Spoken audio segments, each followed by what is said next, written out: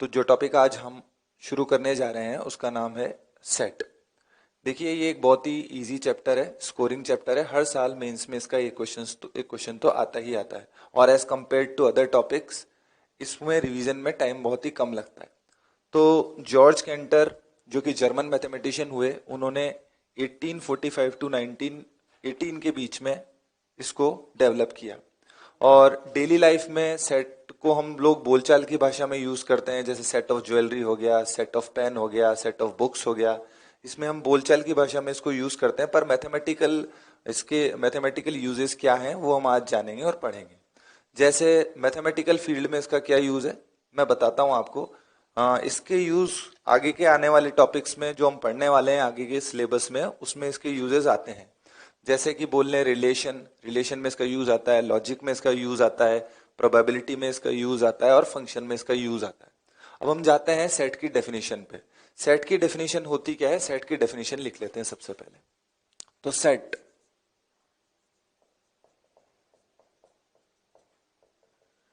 It is ए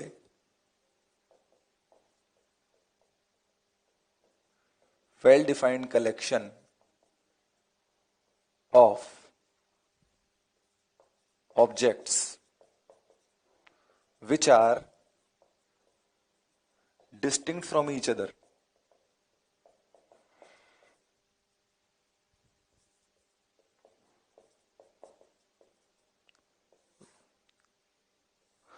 तो क्या है set? It is a well defined collection of objects which are distinct from each other. मतलब कि ऐसे ऑब्जेक्ट्स का कलेक्शन जो कि वेल डिफाइंड हो और आपस में डिस्टिंक्ट हो। यहां पर दो वर्ड्स पे स्पेशली स्ट्रेस करूंगा मैं, वेल डिफाइंड पे और डिस्टिंक्ट पे। तो वेल डिफाइंड होने का मतलब we have a proper mathematical scale in order to find that any member is going to be a member of that set or not। कोई भी एलिमेंट उस सेट का मेंबर है या नहीं, इसको परखने के लिए, इसको जांचने के लिए एक मैथमेटिकल स्केल हमारे पास होनी जरूरी है। और जो भी मेंबर सेट के अंदर आ रहे हैं वो आपस में डिस्टिंक्ट होने चाहिए। तो कुछ इजी एग्जांपल से इसको हम समझते हैं। जैसे कि पहला एग्जांपल लेते हैं हम लोग, collection of positive integers less than 10। दूसरा, कलेक्शन ऑफ बिग नंबर्स। इनमें से अभी हम आइडेंटिफाई करेंगे कि कौन से कलेक्शंस को हम सेट कहेंगे और कौन से कलेक्शंस को हम सेट नहीं कहेंगे। कलेक्शन ऑफ बिग नंबर्स ही लिखा मैंने यहां पे। फिर मैंने लिखा collection of rich people of India. फिर मैंने लिखा collection of students who have scored more than 90% in 11th class. तो ये चार सैंपल लिए, चार कलेक्शन लिए। कलेक्शन तो चारों ही हैं ये, लेकिन इन चारों में से चारों कलेक्शन सेट के एग्जांपल नहीं है। Collection of positive integer less than 10, क्या हम इसमें आइडेंटिफाई कर सकते हैं कौन कौन से इंटीजर्स इसमें जाएंगे, कौन कौन से नेचुरल नंबर्स, कौन कौन से इंटीजर्स इसमें आने वाले हैं? तो हाँ, हमारे पास एक प्रॉपर मैथमेटिकल स्केल है जिसके थ्रू हम ये जान सकते हैं कि कोई भी इंटीजर है वो 10 से लेस है या नहीं है, तो वो इस डेफिनेशन के अंदर जा रहा है या नहीं जा रहा है। इसके अंदर हम प्रॉपर लिख सकते हैं 1 2 3 अप टू 9। ये जो मेंबर्स हैं, ये जो पॉजिटिव इंटीजर्स हैं, ये सारे ही 10 से लेस हैं। तो हम बिल्कुल आइडेंटिफाई कर सकते हैं किसी भी इंटीजर को, किसी भी नेचुरल नंबर को, कि वो 10 से लेस है या नहीं है। तो इसमें हम बोल सकते हैं, हम ले सकते हैं 11। तो 11 इस डेफिनेशन को फॉलो नहीं कर रहा है, इसलिए हम लोग उसको इसका मेंबर नहीं ले रहे हैं। सेकंड में आते हैं collection of big numbers. Collection of big numbers में कोई प्रॉपर मैथमेटिकल स्केल हमारे पास नहीं है। किसी भी नंबर को जिसको मैं बिग बोल रहा हूं वो आपके लिए हो सकता है बिग ना हो, या कोई थर्ड पर्सन हो सकता है जिसके लिए वो बिग नंबर ना हो। तो बिग नंबर किससे बिग नंबर या किससे स्मॉल नंबर, इसके लिए इन्होंने कोई प्रॉपर स्केल हमको, मेजरमेंट हमको नहीं दे रखा है। तो collection of big numbers it is not an example of set. तो ये एक सेट का एग्जाम्पल नहीं है, सेट का एग्जाम्पल ये नहीं है। थर्ड में जाते हैं, rich collection of rich people of India. Collection of rich people of India में भी इन्होंने कोई प्रॉपर स्केल हमको नहीं दी है कि रिचनेस की कोई स्केल हो, या तो कोई पर्टिकुलर टाइप के एसेट्स उनके पास हो, उनको हम लोग रिच बोल रहे हैं, या उनका कोई बैंक अकाउंट का अमाउंट हो जिसके थ्रू हम उनको जस्टिफाई कर दें कि भाई ये रिच पीपल की कैटेगरी में आते हैं या नहीं आते हैं। तो there is no mathematical scale by which we can measure that those people are rich or not. तो ये भी कोई वेल डिफाइंड हमारे पास सेट नहीं है, वेल डिफाइंड कलेक्शन नहीं है। इसका मतलब इसमें भी हम लोग क्या बोलेंगे, इस कलेक्शन को सेट की कैटेगरी में नहीं लेंगे।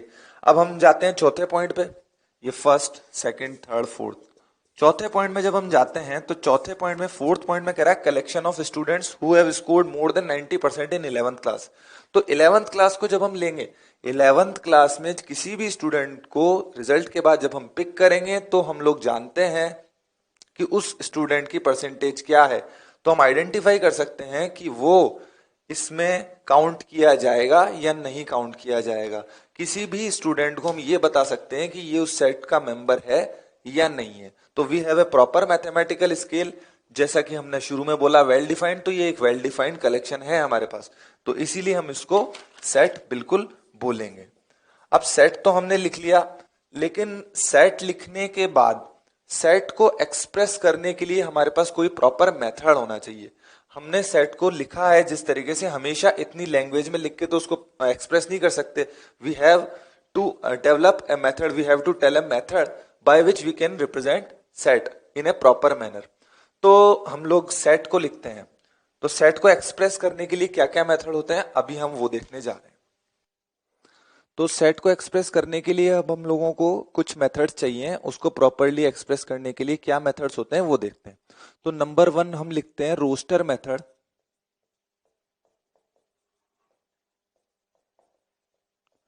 जिसको हम लोग टेबुलर मेथड भी कहते हैं। अब रोस्टर मेथड और टेबुलर मेथड क्या है, इसको समझने के लिए एक एग्जांपल लेते हैं हम लोग, एग्जांपल के थ्रू हम लोग समझेंगे। सपोज हमने पहले लिखा था, आपने देखा था कि positive integers set of positive integers less than 10। तो अगर इसको टेबुलर मेथड में या रोस्टर मेथड में लिखना हो तो कैसे लिखेंगे, इसको लिखेंगे 1 2 3 अप टू 9, मतलब कि करली ब्रैकेट में इसको लिख देंगे, जो भी इसके एलिमेंट्स हैं करली ब्रैकेट में लिख देंगे, और उनको किससे सेपरेट करेंगे, उनको कॉमा से सेपरेट करेंगे। और नॉर्मली किसी भी सेट को एक्सप्रेस करने के लिए हम लोग इंग्लिश अल्फाबेट में कैपिटल लेटर्स का यूज करते हैं। जैसे कि हमने बोल दिया लेट, इस सेट का नाम हमने ए रख दिया। अब इस सेट में जो एलिमेंट आ रहे हैं, 1 आ रहा है, 2 आ रहा है, 3 आ रहा है, 4 आ रहा है, 9 आ रहा है, इस तरीके से इसमें जैसे हमने 1 लिखा तो 1 इसका एक मेंबर है, तो 1 इज एलिमेंट ऑफ ए। इसको हम लोग किस तरीके से पढ़ते हैं, यहां बहुत बड़ा ध्यान दें कि इसको हम पढ़ते हैं बिलोंग्स टू और element of. 1 is an element of A और 1 बिलोंग्स टू ए। इसमें हम जानते हैं जैसे 11 नहीं आ रहा है तो 11 डज नॉट बिलोंग्स टू ए, तो इसको किस तरीके से देखेंगे, डज नॉट बिलोंग्स टू, तो 11 डज नॉट बिलोंग्स टू ए। तो हमने ये एक एग्जाम्पल लिया, एक और एग्जाम्पल लेते हैं। जैसे हम लोग यहां पर लिखते हैं set of all the letters of word mathematics. अब हमको इस वर्ड मैथमेटिक्स के सारे लेटर्स का एक सेट बनाना है, और उसको किस तरीके से लिखना चाह रहे हैं हम लोग, क्या एक्सप्रेस करना चाह रहे हैं, यहां पर रोस्टर मेथड को बताना चाह रहे हैं। तो इसके सारे लेटर्स का एक सेट अगर हम बनाएं और उसका नाम दें बी, तो उसमें क्या क्या मेंबर आएंगे, MATHE। M आ चुका है तो M को दोबारा हम लोग नहीं लेंगे, A आ चुका है, A को दोबारा नहीं लेंगे, T आ चुका है, T को दोबारा नहीं लेंगे, I, C और S। तो मैथमेटिक्स में जो लेटर्स आते हैं उन लेटर्स से बनने वाले सेट को अगर हमने नाम B दिया तो उसका सेट भी रोस्टर मेथड में इस तरीके से लिखा जाएगा। तो हमने देखा रोस्टर मेथड होता क्या है, बेसिकली इसमें जो मेंबर्स आते हैं उन मेंबर्स को एक करली ब्रैकेट में लिखा जाता है, और करली ब्रैकेट में जो मेंबर्स हैं वो कॉमा से सेपरेट किए जाते हैं। इनकी लिस्टिंग करनी है, लिस्ट को करली ब्रैकेट में लिखना है, और करली ब्रैकेट के अंदर जो मेंबर आ रहे हैं उनको कॉमा से हमें सेपरेट करना है। In this manner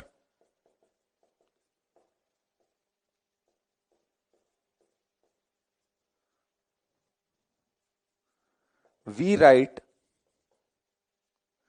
elements of set in curly bracket separated by comma. अच्छा, पहला मेथड तो हो गया रोस्टर मेथड, टेबुलर मेथड के नाम से भी जानते हैं। मैंने आपको 2 एग्जांपल दे दिए इस पे आसान से, इस पे कुछ और एग्जांपल हम लोग आगे भी करेंगे। नंबर 2 आता है set builder method,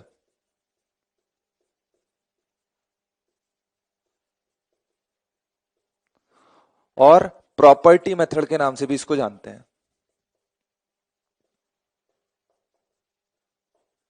set builder method और प्रॉपर्टी मेथड क्या होता है, देखिए जब भी हम लोग कोई सेट फॉर्म कर रहे हैं और उस सेट को हमको प्रॉपर्टी मेथड और सेट बिल्डर मेथड में लिखना है, इट मींस हमको वहां पर सारे के सारे मेंबर्स इस तरीके से तो लिस्ट नहीं करना है। किस तरीके से काम करना है उसमें, देखिए सेट बिल्डर मेथड में हम लोग लिखेंगे किसी भी सेट को इस तरीके से। इसका मतलब क्या है, इसका मतलब है, कॉलन का मतलब है सच दैट, और px का मतलब क्या है, px का मतलब है property which generates all the elements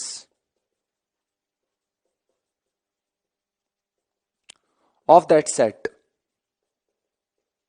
मतलब क्या है, मतलब कि सेट बिल्डर फॉर्म में जब भी हमें किसी सेट को लिखना है तो उसमें किस तरीके से लिखेंगे, x सच दैट px, मतलब वो पूरे मेंबर ना लिख के वो प्रॉपर्टी लिख देंगे जिससे कि वो उसके उस सेट के सारे मेंबर्स हमें मिल जाएं।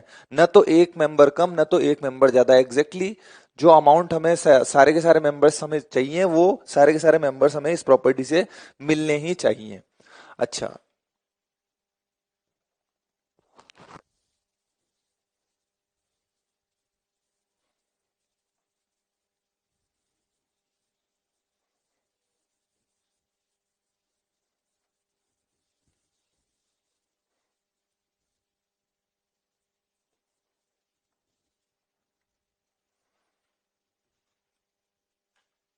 चालू कर दो।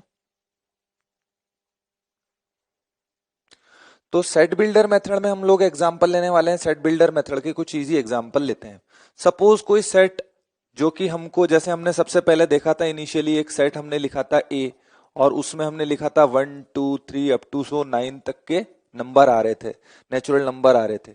या हम एक कोई दूसरा सेट ले लेते हैं एफ, उसको हमने लिख लिया जैसे मान लीजिए 1/2 2/3 3/4 और अप टू या इसमें लिख देते हैं 4/5 5/6 ऐसा लिख देते हैं, ठीक है। और जी कोई नया एक और लिख देते हैं, इसमें आ जाएगा 2 आ गया, 28 आ गया, 2 आ गया, 9 आ गया, 28 आ गया, 65 आ गया, इस तरीके से मेंबर्स इसमें आ गए हैं।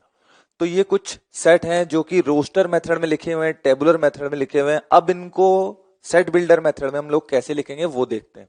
तो जैसे ए लिख रहे हैं तो रोस्टर मेथड में कैसे जाएंगे, सॉरी इसमें हम सेट बिल्डर मेथड में कैसे जाएंगे,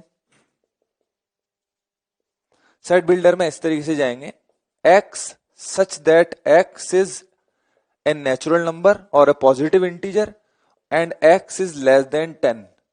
तो अगर हम लोगों ने कंस्टेंट लगा दी, प्रॉपर्टी लगा दी, तो इस प्रॉपर्टी के अंडर में जो जो पॉजिटिव इंटीजर जो जो नेचुरल नंबर कवर हो रहे हैं, 2000 एग्जैक्टली 1 2 3 अप टू 9। मतलब कि हमने यहाँ पर सारे के सारे एलिमेंट लिस्ट नहीं किए, बल्कि एक प्रॉपर्टी यहाँ पे लिख दी है जिस प्रॉपर्टी के जरिए सारे के सारे एलिमेंट हम लोग यहाँ पर कवर कर रहे हैं। इसी तरीके से एफ के लिए कोई रूल है, हो सकता है क्या कि एफ के सारे मेंबर्स किसी न किसी रूल से जनरेट हो जाएं, तो उसमें भी वापस हम लोग ऐसे लिख रहे हैं X such that x equal to N upon N plus one, ये लिख देते हैं। अब n की वैल्यू हम लोग कहां से कहां ले रहे हैं, n एक नेचुरल नंबर है और n की value less than or equal to 5 ले ली। अब सपोज हम लोग n की वैल्यू 1 2 3 4 5 तक लेंगे, तो 1 2 3 4 5 तक लेने से हमको सारे के सारे मेंबर मिल जाएंगे। ध्यान रखिएगा इस बात का कि न तो एक भी मेंबर इसमें आगे मिले और न एक भी मेंबर इसमें कम मिले। मतलब अगर मैं ये less than or equal to में से लेस देन हटा देता हूं तो हमको नंबर जो मिलेंगे वो 4 तक मिलेंगे, तो पूरा सेट नहीं बन पाएगा। प्रॉपर्टी लिखते टाइम बड़ा ध्यान रखें इस बात का कि क्या हमें सारे के सारे उस सेट के मेंबर मिल रहे हैं या नहीं मिल रहे हैं। अच्छा, कोई ज्यादा भी नहीं मिलना चाहिए।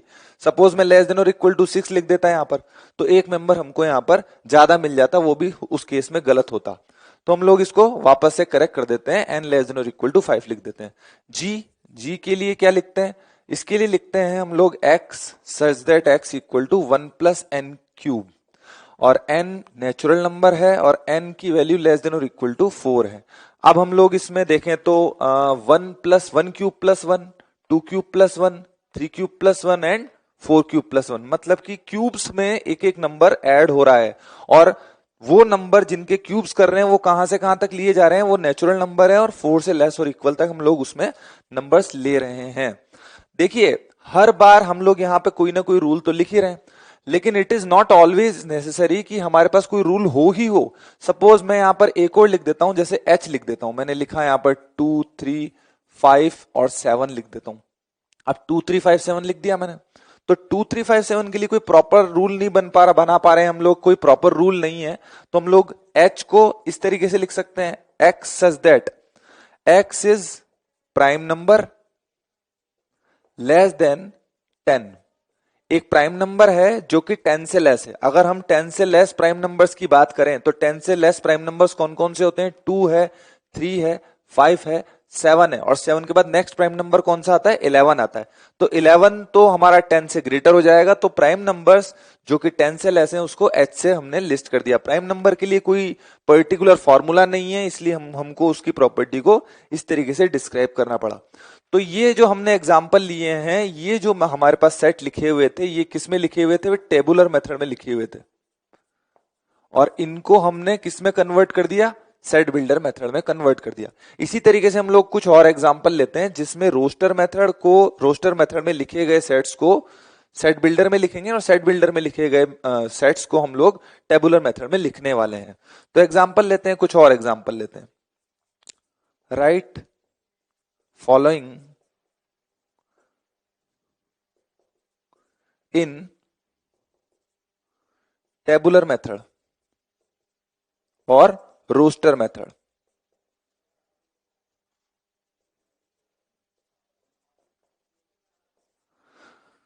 तो जैसे एग्जांपल ले लेते हैं हम लोग, यहां पर हमने ले लिया कोई सेट ले लिया P, उसमें मैं लिखता हूं x such that x equal to 2m minus 1 लिख दिया हमने, और m हमने यहां पर इंटीजर लिख दिया, m कोई इंटीजर है। अच्छा, दूसरा लिख लेते हैं, यहां पर हमने नाम दे दिया इसका k नाम दे देते हैं, और इसमें लिख देता हूं x such that x equal to 2 की पावर a प्लस 1, और a हमारा यहां पर नेचुरल नंबर है। ठीक है, तो इसमें जब हम लोगों को ये रूल इन्होंने ऑलरेडी हमको दे रखे हैं, यहां पर हम लोग क्या कर रहे थे कि हमको टेबुलर और सेट बिल्डर मेथड में, टेबुलर मेथड और रोस्टर मेथड में हमको सेट दे रखे थे, उनको हमने किस में कन्वर्ट किया, सेट बिल्डर मेथड में। यहां पर हम उसका रिवर्स कर रहे हैं, टेबुलर मेथड में हमको लिखना है और जो सेट हमको दे रखे हैं वो किस में दे रखे हैं, सेट बिल्डर मेथड में। तो किस तरीके से लिखेंगे, m की वैल्यू इंटीग्रल लेते जाइए और इसमें रखते जाइए, जो नंबर हमको मिलने वाले हैं वो किस फॉर्मेट में आएंगे, टेबुलर मेथड में। तो हम लोग सॉल्यूशन लिखते हैं यहाँ पे इसका p में क्या आएंगे, अगर मैं इसमें m की वैल्यू को 0 डाल दूं तो 0 डालने पे मिलेगा -1, 1 डाल दूं 1 से +1 मिल जाएगा, और 2 डाल दूं 2 से 3 मिलेगा, -1 डाल दूं -3 मिल जाएगा। तो कहने का मतलब यह है कि +-1 +-3 +-5 +-7 इस तरीके से नंबर मिलते चले जाएंगे। अदर वर्ड्स में बोलूं तो ये जो है ये सारे के सारे ऑड ऑड इंटीजर्स हमको यहाँ पर मिलते जाएंगे, जिसको कि सेट बिल्डर मेथड में यहाँ पे लिखा गया था और पूछा गया था कि इसको टेबुलर मेथड में लिखो, तो टेबुलर मेथड में लिख दिए गए। अच्छा, यहाँ पर हम कर क्या रहे हैं कि जो भी हमको सेट बिल्डर मेथड में या प्रॉपर्टी मेथड में सेट दे रखा है, उसकी कंडीशन को फॉलो करते हुए उसमें वो मेंबर भरते जा रहे हैं जहां से वो मेंबर लेने की हमको बोला जा रहा है। अच्छा, यहां पर के में क्या क्या आएगा? अब वैल्यू भरी है ए की जगह, तो ए की जगह पहला नेचुरल नंबर 1 भर दो, तो 1 भरोगे तो कितना आएगा? 3 आएगा। फिर उसके बाद 2 भर दो, 2 भरते ही 4 + 1 5 आएगा। फिर उसके बाद 3 भर दो, 9 आ जाएगा। 4 भर दो, 17 आ जाएगा। इस तरीके से ये चलता जाएगा और इनफाइनाइटली मैनी मेंबर्स इसके अंदर हमको मिलने वाले हैं। तो यहां पर हमने क्या किया, कुछ सेट जो हमको ऑलरेडी सेट बिल्डर और प्रॉपर्टी मेथड में दे रखे थे, उनको हमने कन्वर्ट कर दिया, किसमें? टेबुलर मेथड में कन्वर्ट कर दिया है। तो अब हम दो एग्जाम्पल और लेते हैं जिसमें सेट बिल्डर फॉर्म में दिए गए दो सेट्स को हम रोस्टर और टेबुलर फॉर्म में कन्वर्ट करेंगे। तो पहला एग्जाम्पल लेते हैं। सपोज हमने कोई सेट लिया G जिसमें एलिमेंट आ रहा है x such that 2x = 5p लिखा हुआ है, जहां पर x तो हमारा इंटीजर है और 2 से p की लिमिट दे रखी है हमको 4। तो इसको हमको एक तो लिखना है, और एक और सेट ले लेते हैं हम लोग H जिसमें लिखा हुआ है x such that x is natural divisor of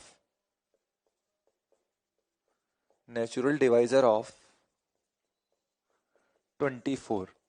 अब ये दोनों सेट्स जो कि ऑलरेडी सेट बिल्डर फॉर्म में दे रखे हैं हमको, इनको हमको टेबुलर मेथड में और रोस्टर मेथड में लिखना है।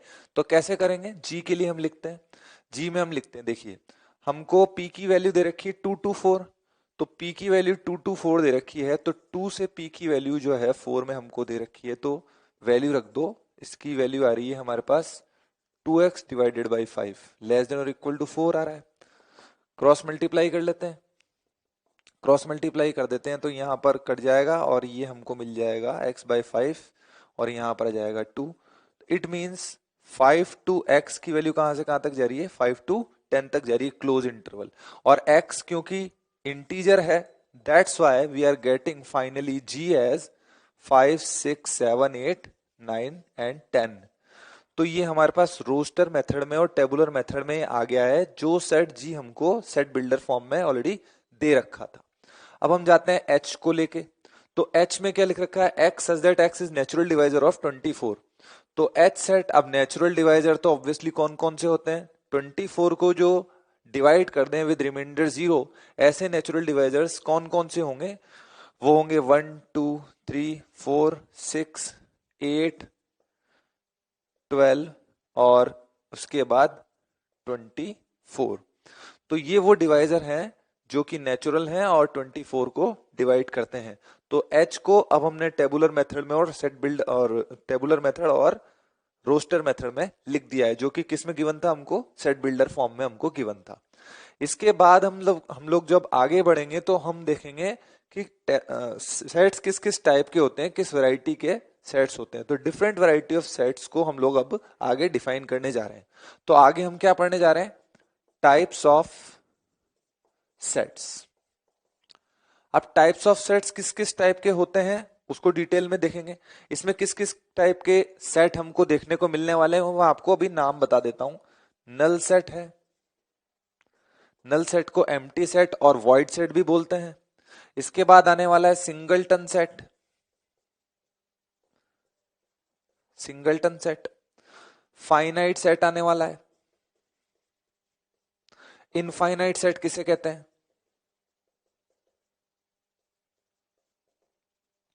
आगे इक्वल सेट और इक्विवेलेंट सेट।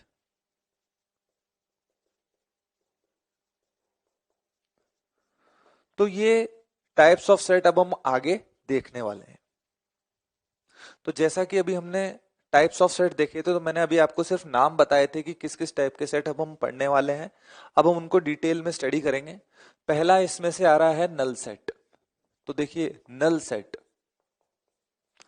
नल सेट को वॉइड सेट और एम्प्टी सेट के नाम से भी जानते हैं। इसको हम किससे एक्सप्रेस करते हैं? करली ब्रैकेट, एम्प्टी ब्रैकेट और या फिर फाई से। इसको किससे एक्सप्रेस करते हैं हम? करली ब्रैकेट या तो उसमें कुछ भी नहीं होगा, एम्प्टी ब्रैकेट, करली ब्रैकेट से और फाई से इसको एक्सप्रेस करते हैं। अब इसके लिए समझने के लिए एग्जांपल लेते हैं। तो एग्जांपल लेते हैं, suppose x such that x is even and also x is odd number. अब एक ऐसा नंबर हमें बोल दिया जाए ढूंढने को कि जो कि इवन भी है एज वेल एज ऑड भी है। तो ऐसा कोई नंबर नहीं है जो कि इवन होने के साथ साथ ऑड नंबर भी हो जाए। तो इसका मतलब उस सेट में हमको क्या मिलने वाला है? एक सिंगल एलिमेंट भी नहीं मिलने वाला है। That's why A is empty set, जिसको हम करली ब्रैकेट, एम्प्टी ब्रैकेट से और फाई से एक्सप्रेस कर सकते हैं। अब सपोज मैं कहता हूं एफ कोई सेट है, उसमें कौन से लेटर्स आ रहे हैं? X such that x is any English alphabet which is vowel as well as consonant,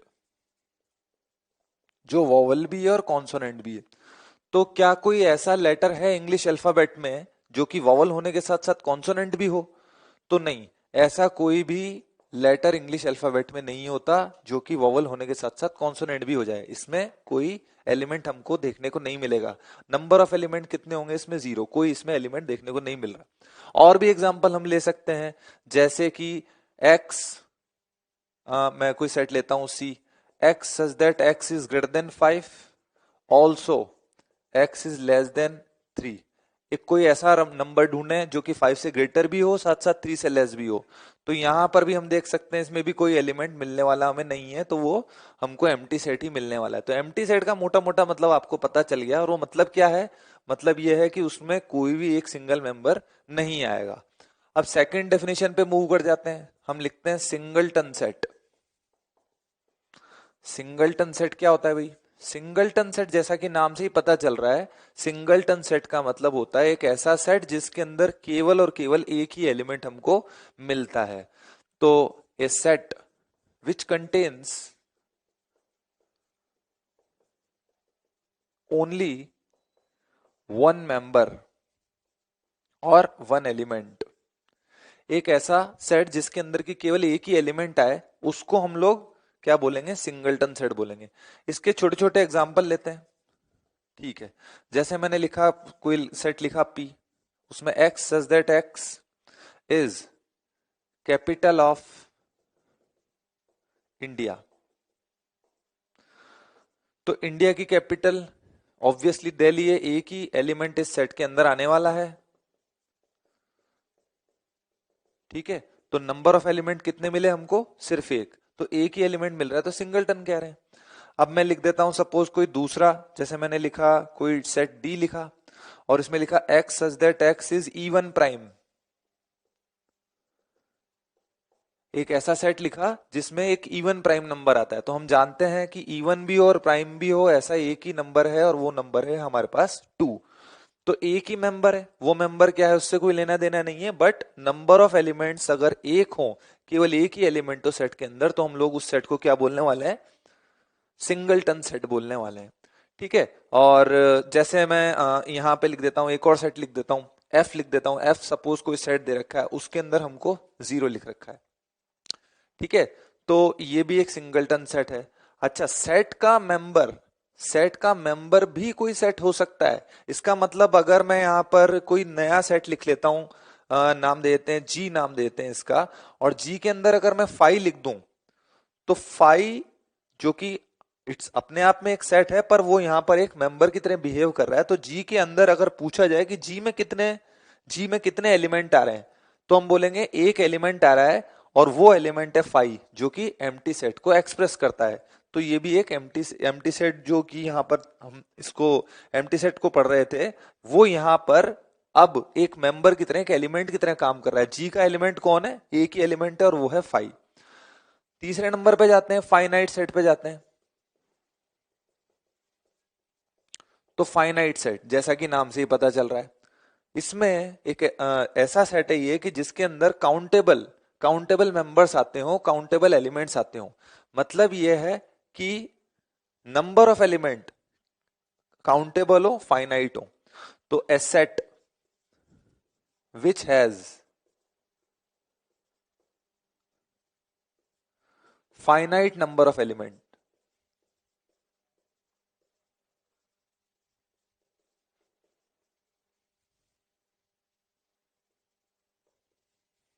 ठीक है, एक ऐसा सेट जिसमें कि फाइनाइट नंबर ऑफ एलिमेंट आते हों जो कि काउंटेबल हो। जैसे मैंने लिखा, कोई सेट लिखा ए, इसके अंदर आ गया ए बी 1 2 5, तो इसमें कितने एलिमेंट है? 5 एलिमेंट है। इसके बाद मैंने लिखा बी, कोई सेट लिखा, उसमें लिखा x such that x is an English alphabet, English alphabet.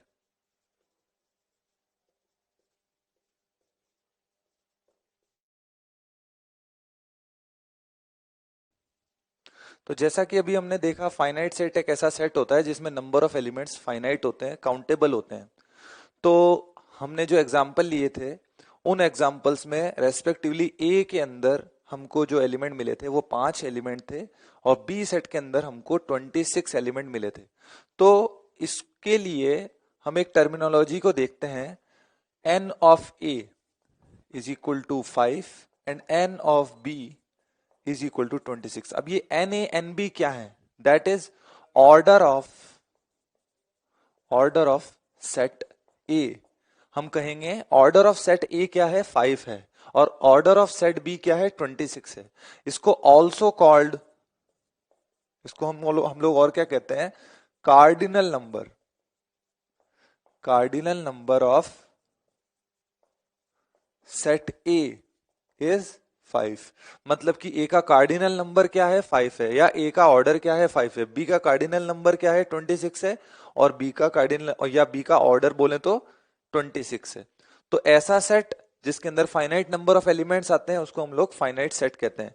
अब इसमें कोई बड़ा नंबर आपसे पूछा जा सकता है, कि जैसे मान लीजिए कोई ये कह दे कि प्रेजेंट टाइम पे अगर कोई पूछे set of all members which are positive to corona test, तो ये एक फाइनाइट सेट है या नहीं है? तो हाँ, हम बोल सकते हैं फाइनाइट सेट है, क्योंकि एक नंबर हम ऐसा बता सकते हैं जिससे ये नंबर हमेशा लेस होगा। तो फाइनाइट सेट का सीधा सीधा मतलब क्या, कि नंबर ऑफ एलिमेंट्स काउंटेबल हो, उनको काउंट किया जा सकता हो, या किसी न किसी नंबर से वो छोटे हों। अच्छा, नेक्स्ट डेफिनेशन पे जाते हैं, इनफाइनाइट सेट पे जाते हैं। इनफाइनाइट सेट जैसा कि नाम से एक्सप्रेस हो रहा है कि नंबर ऑफ एलिमेंट्स जो होंगे वो इसमें इनफाइनाइट होंगे। If number of elements in a set are not countable, then such set is called infinite set। Infinite set कहलाएगा। एग्जाम्पल बहुत सारे हैं इसके, एग्जाम्पल ले सकते हैं, जैसे हमने ले लिया एन, नेचुरल नंबर का सेट 1 2 3 अप टू, सो सारे पॉजिटिव इंटीजर्स आ जाते हैं। आप देख सकते हैं डब्लू 0 1 2 अप टू, सो सारे आगे के इंटीजर्स आ जाएंगे इसमें। आई के अंदर इंटीजर्स आ जाते हैं, आप जानते हैं 0 +-1 +-2, इस तरीके से सारे इंटीजर्स में आ जाएंगे। रियल नंबर का सेट हो सकता है, सेट ऑफ रियल नंबर हो सकता है, सेट ऑफ रैशनल नंबर हो सकता है। तो इसमें हम लोग जो नंबर ऑफ एलिमेंट्स हैं, इन सारे ही सेट में हम लोग काउंट नहीं कर सकते। तो जब हम लोग एलिमेंट्स काउंट नहीं कर पा रहे हैं, तो ऐसे सेट को हम लोग क्या बोलेंगे? इनफाइनाइट सेट बोलेंगे। इनफाइनाइट सेट के आगे हम चलते हैं, तो इनफाइनाइट सेट के आगे चलते हैं तो इक्वल सेट पे आते हैं। इक्वल सेट, अब ये इक्वल सेट क्या होते हैं? इक्वल सेट्स दो ऐसे सेट, ए और बी मैं बोल देता हूं, दो ऐसे सेट ए और बी ले लेता हूं जिसमें कि ए का हर एलिमेंट बी का एलिमेंट भी हो, और बी का हर एलिमेंट ए का भी एलिमेंट हो। तो ऐसे दो सेट्स को हम लोग क्या बोलेंगे? इक्वल सेट्स बोलेंगे। एक भी मेंबर ए में ऐसा नहीं होना चाहिए जो बी में ना मिले, और एक भी मेंबर बी में ऐसा नहीं होना चाहिए जो ए में ना मिले। मतलब कि दोनों के दोनों लिटरली आइडेंटिकल ही हों। एग्जाम्पल से पहले डेफिनेशन लिख लेते हैं इसकी। Two sets A and B are called equal sets if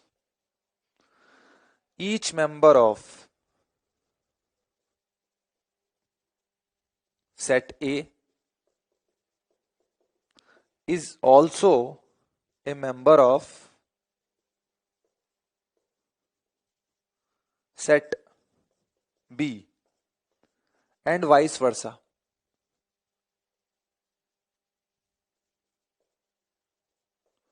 मतलब कि बी का हर एलिमेंट भी ए का एलिमेंट हो और ए का हर एलिमेंट भी बी का एलिमेंट हो. एग्जाम्पल ले लेते हैं.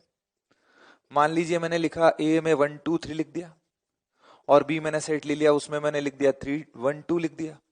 तो ऑल दो ऑर्डर यहां पर बदल रहा है लेकिन ऑर्डर बदलने से सेट डिफरेंट नहीं होंगे. यहां पर 3 मेंबर हैं, 1 2 3 1 2 3 तीनों ही बी के भी मेंबर हैं और ये तीनों के तीनों मेंबर इसके भी हैं.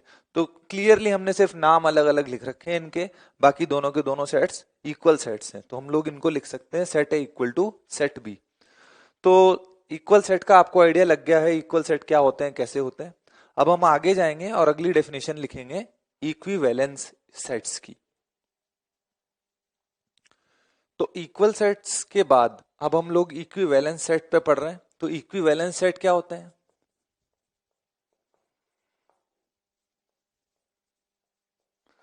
Equivalence set. अब इक्विवेलेंस सेट का मतलब हम लोग पहले समझ लेते हैं. दो ऐसे सेट जिनमें एलिमेंट्स भले ही आइडेंटिकल ना हो पर नंबर ऑफ एलिमेंट बिल्कुल बराबर हो. दो ऐसे सेट जिनमें की नंबर ऑफ एलिमेंट बराबर हो उनको इक्विवेलेंस सेट कहते हैं. तो two sets namely P and Q are called equivalent sets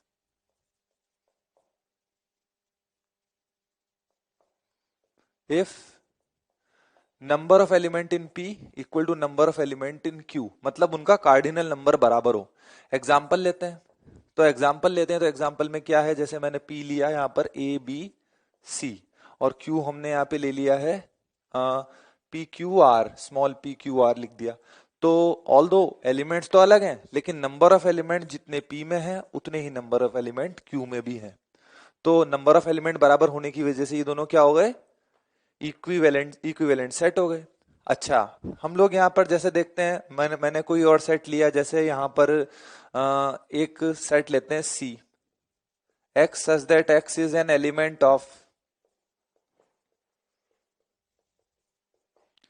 Wolf. X such that X is a letter of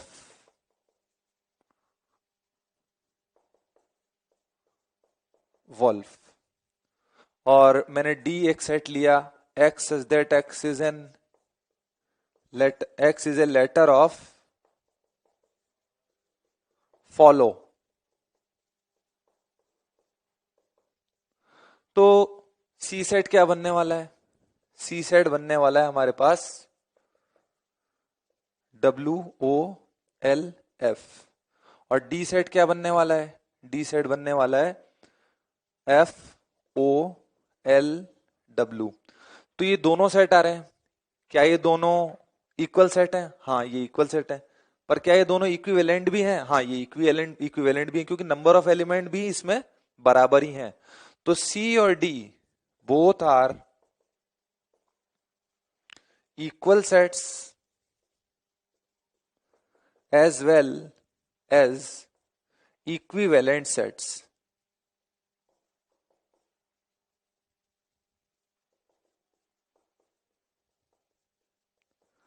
अब सवाल ये उठता है इस एग्जांपल से कि इक्वल सेट्स जो होते हैं क्या वो हमेशा इक्विवेलेंट सेट होंगे? हाँ, बिल्कुल होंगे.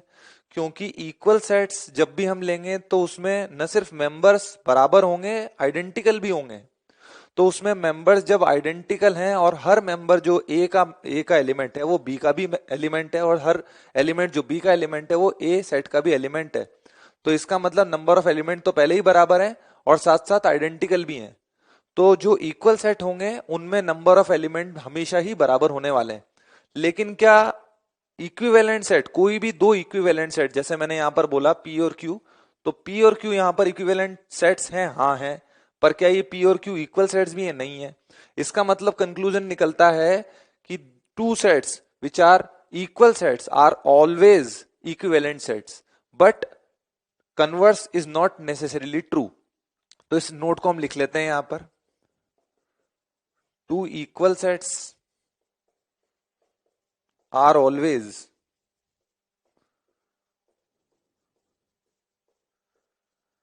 equivalent sets, but converse is not always true।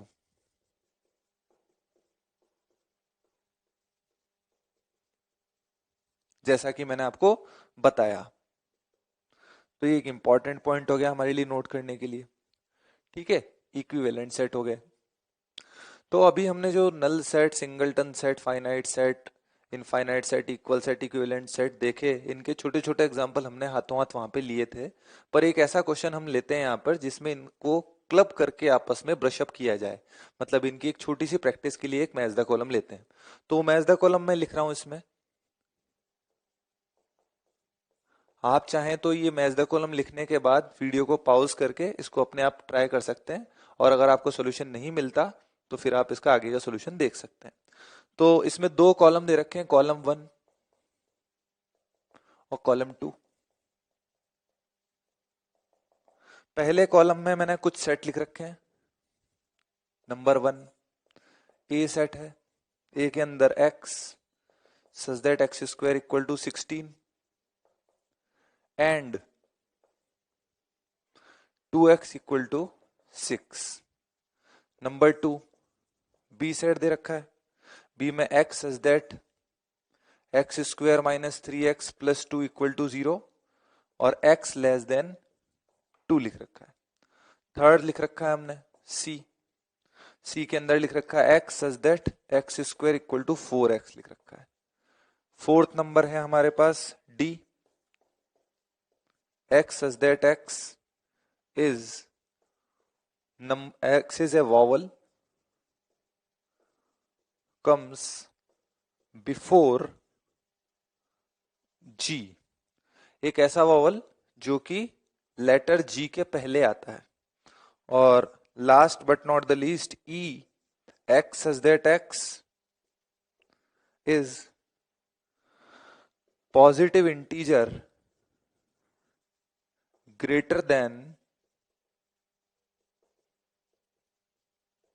5, x such that x is a positive integer greater than 5। तो सेकंड कॉलम में हम लोग क्या लिख रहे हैं? सेकंड कॉलम में लिखते हैं टाइप्स ऑफ सेट्स। तो इसका पहला पॉइंट आ रहा है, जैसे P लिखा मैंने यहां पर, इसमें लिखा मैंने नल सेट, Q लिखा यहां पर हमने, और Q में लिखा singleton set. R finite set,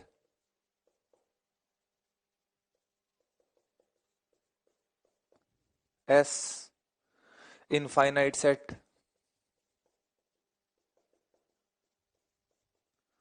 और T, T में हमने लिखा इक्विवेलेंट सेट टू, एक सेट दे देता हूं मैं यहां पे YZ। तो हमने यहां पर एक मैच द कॉलम लिया है और उसमें पहले कॉलम में हमने कुछ सेट दे रखे हैं सेट बिल्डर फॉर्म में, और दूसरे सेट में हमने टाइप ऑफ सेट दे रखे हैं। अब बात यहां पर यह है कि इसमें कौन सा सेट किस टाइप का सेट है ये हमको मैच करना है। तो आप चाहें तो यहां पर एक ब्रेक ले सकते हैं और पॉज करके इसको ट्राई कर सकते हैं। अच्छा, अब हम आगे बढ़ते हैं, इसका सॉल्यूशन देखते हैं। आप देख सकते हैं नंबर 1 ए के अंदर हमको कौन कौन से एलिमेंट मिलने वाले हैं? एक्स स्क्वायर 16 हो तो एक्स इक्वल टू -4 और एक्स इक्वल टू +4 दो हो सकते हैं। बट साथ साथ यहाँ बोल रखा है 2x इक्वल टू 6, तो 2x इक्वल टू 6 से हमें क्या मिलेगा? x equal to 3। तो x इक्वल टू 3 भी हो और एक्स स्क्वायर इक्वल टू 16 भी हो तो इनमें तो कुछ भी कॉमन नहीं है, तो a के अंदर कोई एलिमेंट आएगा ही नहीं। ठीक है, सेट बी में जाते हैं। तो बी के अंदर जाते हैं तो बी में क्या मिलेगा, इससे दो आंसर मिलेंगे, क्वाड्रेटिक के सब फैक्टराइज कर सकते हैं, x इक्वल टू 1 और x इक्वल टू 2, बट यहाँ कंस्टेंट दे रखी है x लेस देन 2, तो इसके अंदर केवल एक ही एलिमेंट आने वाला है, बी के अंदर कौन आने वाला है 1। सी के अंदर कौन कौन आएगा, सी के अंदर आ रहा है x square equal to 4x।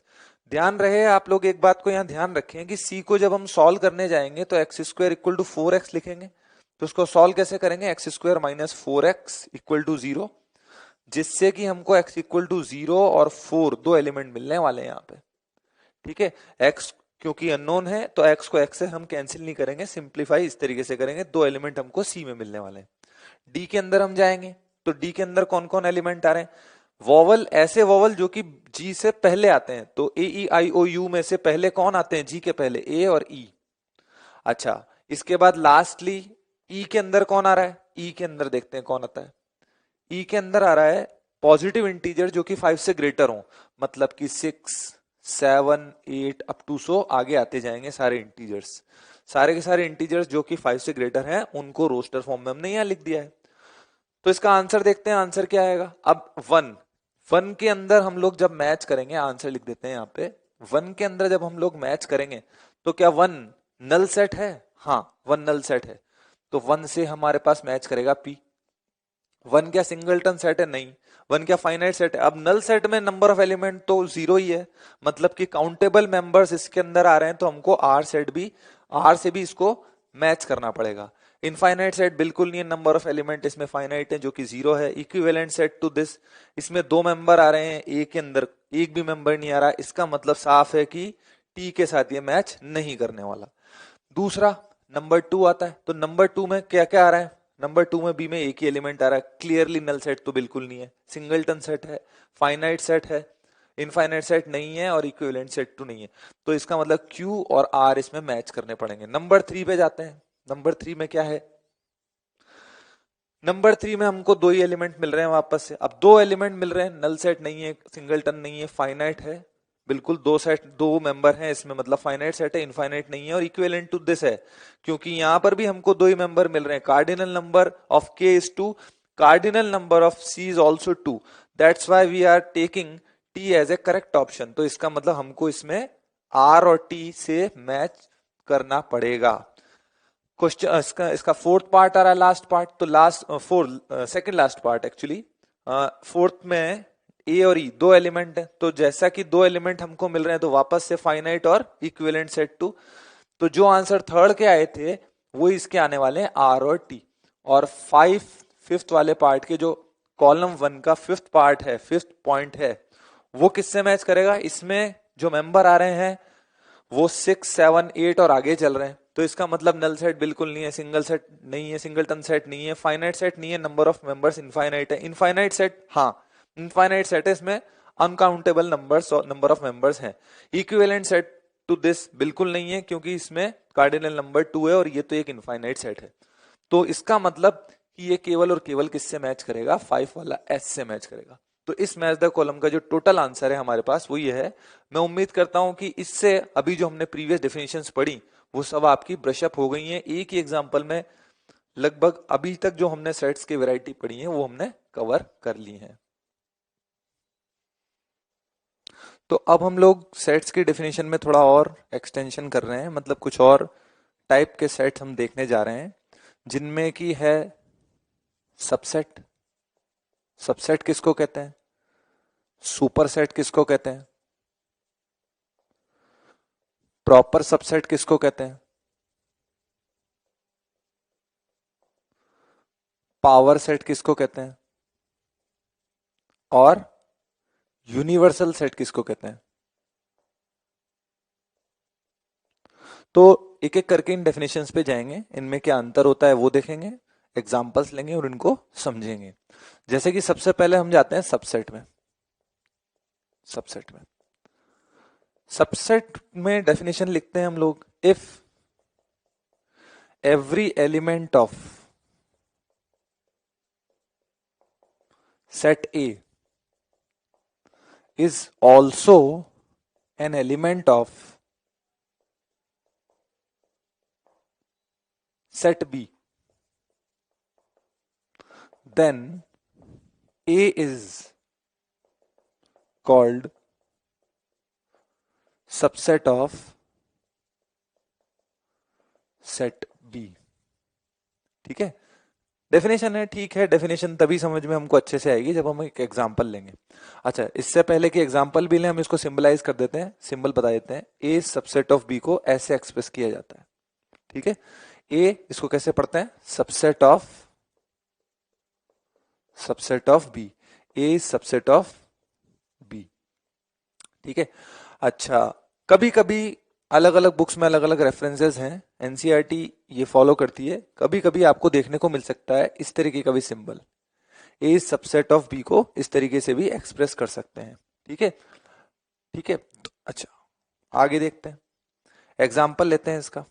ए ले लिया मैंने, मान लीजिए ए में लिख लिए 1 2 3, और बी में मैंने लिख लिए 1 2 3 4 5, ये लिख लिए।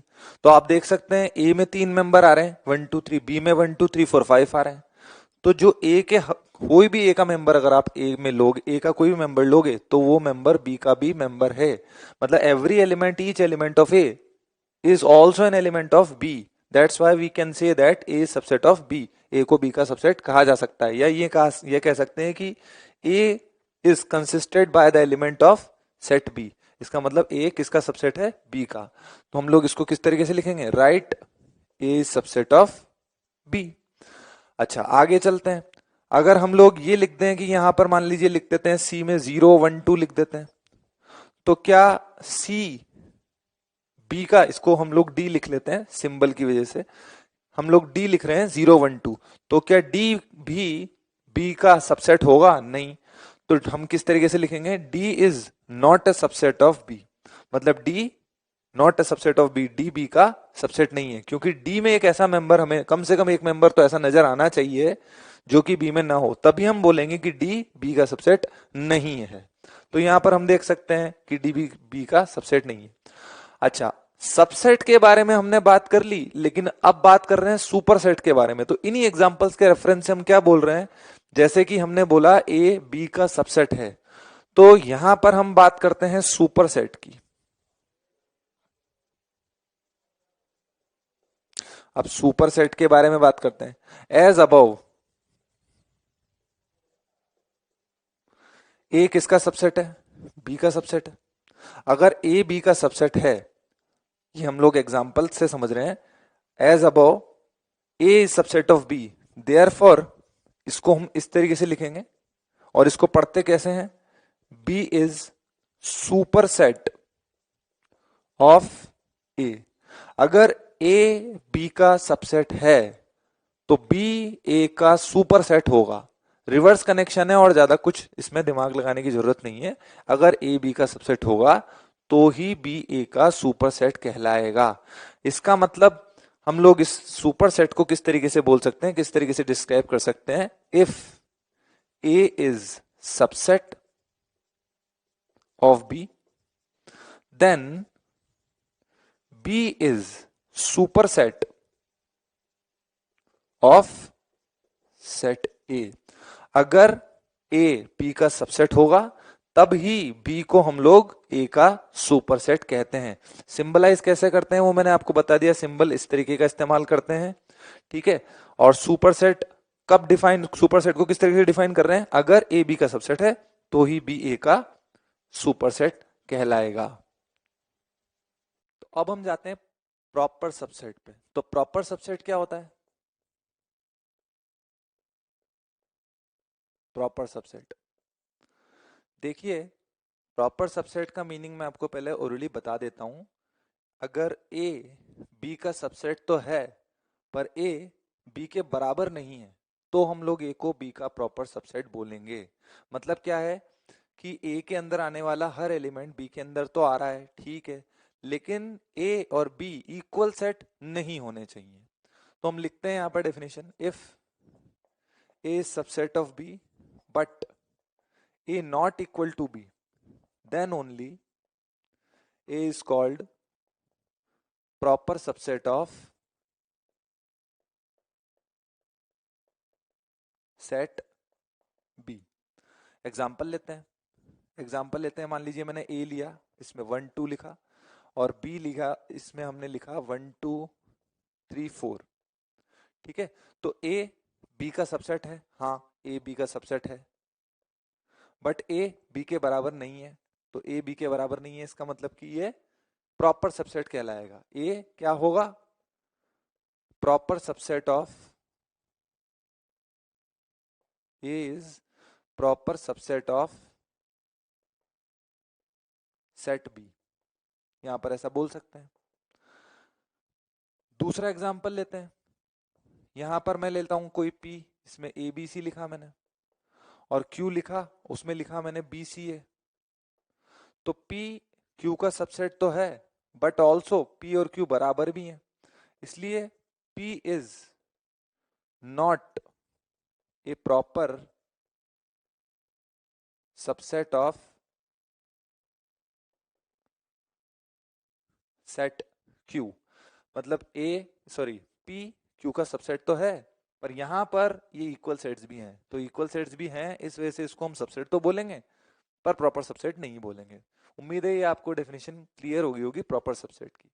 अच्छा, अब हम नेक्स्ट एग्जांपल पे जाते हैं, नेक्स्ट नेक्स्ट डेफिनेशन पे जाते हैं, पावर सेट पे। तो पावर सेट पे बात करते हैं। अब ये पावर सेट क्या होता है? तो पावर सेट को हम लोग बोलते हैं set of, set of all subsets of any set A is called power set of set ए। मतलब कोई सेट ए ले लिया, उसके सारे सबसेट्स लिख दिए, और सारे सबसेट्स से एक नया बड़ा सेट बनाया, तो जो बड़ा सेट होगा that is called power set of set ए। मतलब कि हम जैसे यहां पर हम पहले डेफिनेशन डिफाइन कर लेते हैं, फिर एग्जांपल लेंगे। If A is given set, then set of all subsets of set A। अगर A कोई गिवन सेट है, तो एक ऐसा सेट जो कि A के सारे सबसेट्स से बना हो, उसको हम लोग क्या बोलेंगे? A का पावर सेट कहलेंगे, A का पावर सेट बोलेंगे, is called power set of set A, और शोन बाय, इसको एक्सप्रेस कैसे करते हैं? पीए से एक्सप्रेस करते हैं। एक छोटा सा एग्जांपल लेना जरूरी है यहाँ पर। जैसे मैंने अभी यहाँ पर A12 लिया था, ऊपर ए ही ले लेते हैं 1,2। तो ए के सारे सबसेट्स से बनने वाला सेट जिसको कि हम पीए बोल रहे हैं, वो क्या होगा? पहले आप लोग इसके सारे सबसेट लिखना चाह रहे हैं तो बड़ा ध्यान से देखें कि पहले हम लोग फाइव लिखेंगे, हमेशा फाइव। तो हमने यहाँ पर लिखा फाइव, उसके बाद हमने लिखा वन, उसके बाद हमने लिखा टू से बनने वाला सेट, और फिर वन टू से बनने वाला सेट। तो ये जो सारे सेट मैंने लिखे हैं, फाइव मतलब कोई मेंबर नहीं है, फिर एक एक मेंबर वाले सारे लिख दिए, फिर दो दो मेंबर वाले सारे लिख दिए, और अगर इसमें मेंबर ज्यादा होते तो तीन तीन वाले, चार चार वाले भी हम लोग सारे पॉसिबल सबसेट इसमें लिख देते। तो ये जो सेट ए था, इसके जितने भी पॉसिबल सबसेट्स थे वो हमने लिखे, और उनसे एक सेट बनाया जिसको कि मैंने पीए बोला। तो पीए क्या कहला रहा है? What PA is called? PA is called is power set of set ए। तो पावर सेट को आगे बढ़ाते हुए हम लोग एक एग्जांपल उसका और लेते हैं। सपोज हमने एक सेट लिया ए, और इसमें लिखा हमने 1 2 3। तो इसका पावर सेट क्या होगा? इसका पावर सेट होगा वैसे ही जैसा मैंने बताया था, दो दो मेंबर वाला। दो मेंबर वाला हमने पहले ए सेट को दो मेंबर वाला लिया था, वन और टू। अब हम लोग ले रहे हैं 1 2 3। तो अब सबसे पहले तो मेंबर आएगा 5, उसके बाद 1 2, फिर केवल 3, एक एक एलिमेंट वाले सारे सबसेट, फिर दो दो एलिमेंट वाले सारे, वन के साथ टू, वन के साथ थ्री, एक सेट वन के साथ, टू के साथ थ्री, और लास्टली 1 2 3 भी आएगा। तो ये हमने लिखे। देखिए फाइव तो हम हमेशा किसी भी सेट का सबसेट फाइव तो हम लेंगे ही लेंगे, उसके बाद एक एक मेंबर वाले सारे, उसके बाद दो दो मेंबर वाले सारे सेट, सारे सबसेट्स, और फिर तीन तीन मेंबर वाले। अगर ज्यादा हो तो हम आगे भी जा सकते हैं। तो ये हमने एक और एग्जांपल लिया कि अगर सेट ए 1 2 3 से दिया जा रहा है तो उसका पावर सेट क्या होगा? That is a set consisted by all subsets of set A. हम पीए को डेफिनेशन मतलब कि सेट बिल्डर फॉर्म में कैसे लिखेंगे? इसकी डेफिनेशन अगर हम लिखें तो इसमें x, इसमें सेट आता है x, such that x is a subset of A.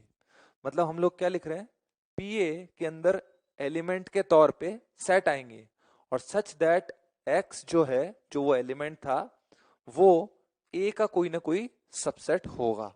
तो ये हमने किस तरीके से लिख दिया, ये सेट बिल्डर फॉर्म में पावर सबसेट को हमने लिख दिया है। अच्छा, power subset.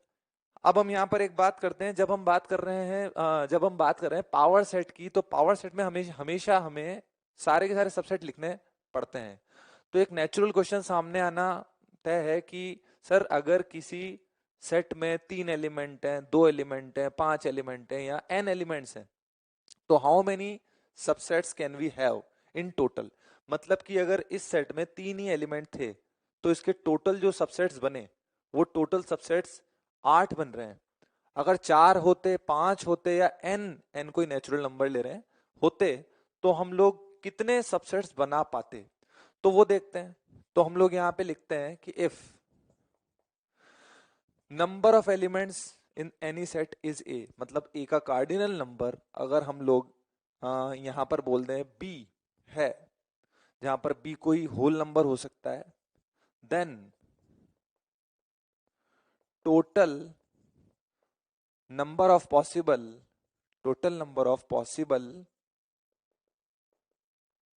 Subsets of a set is equal to 2 to the power b।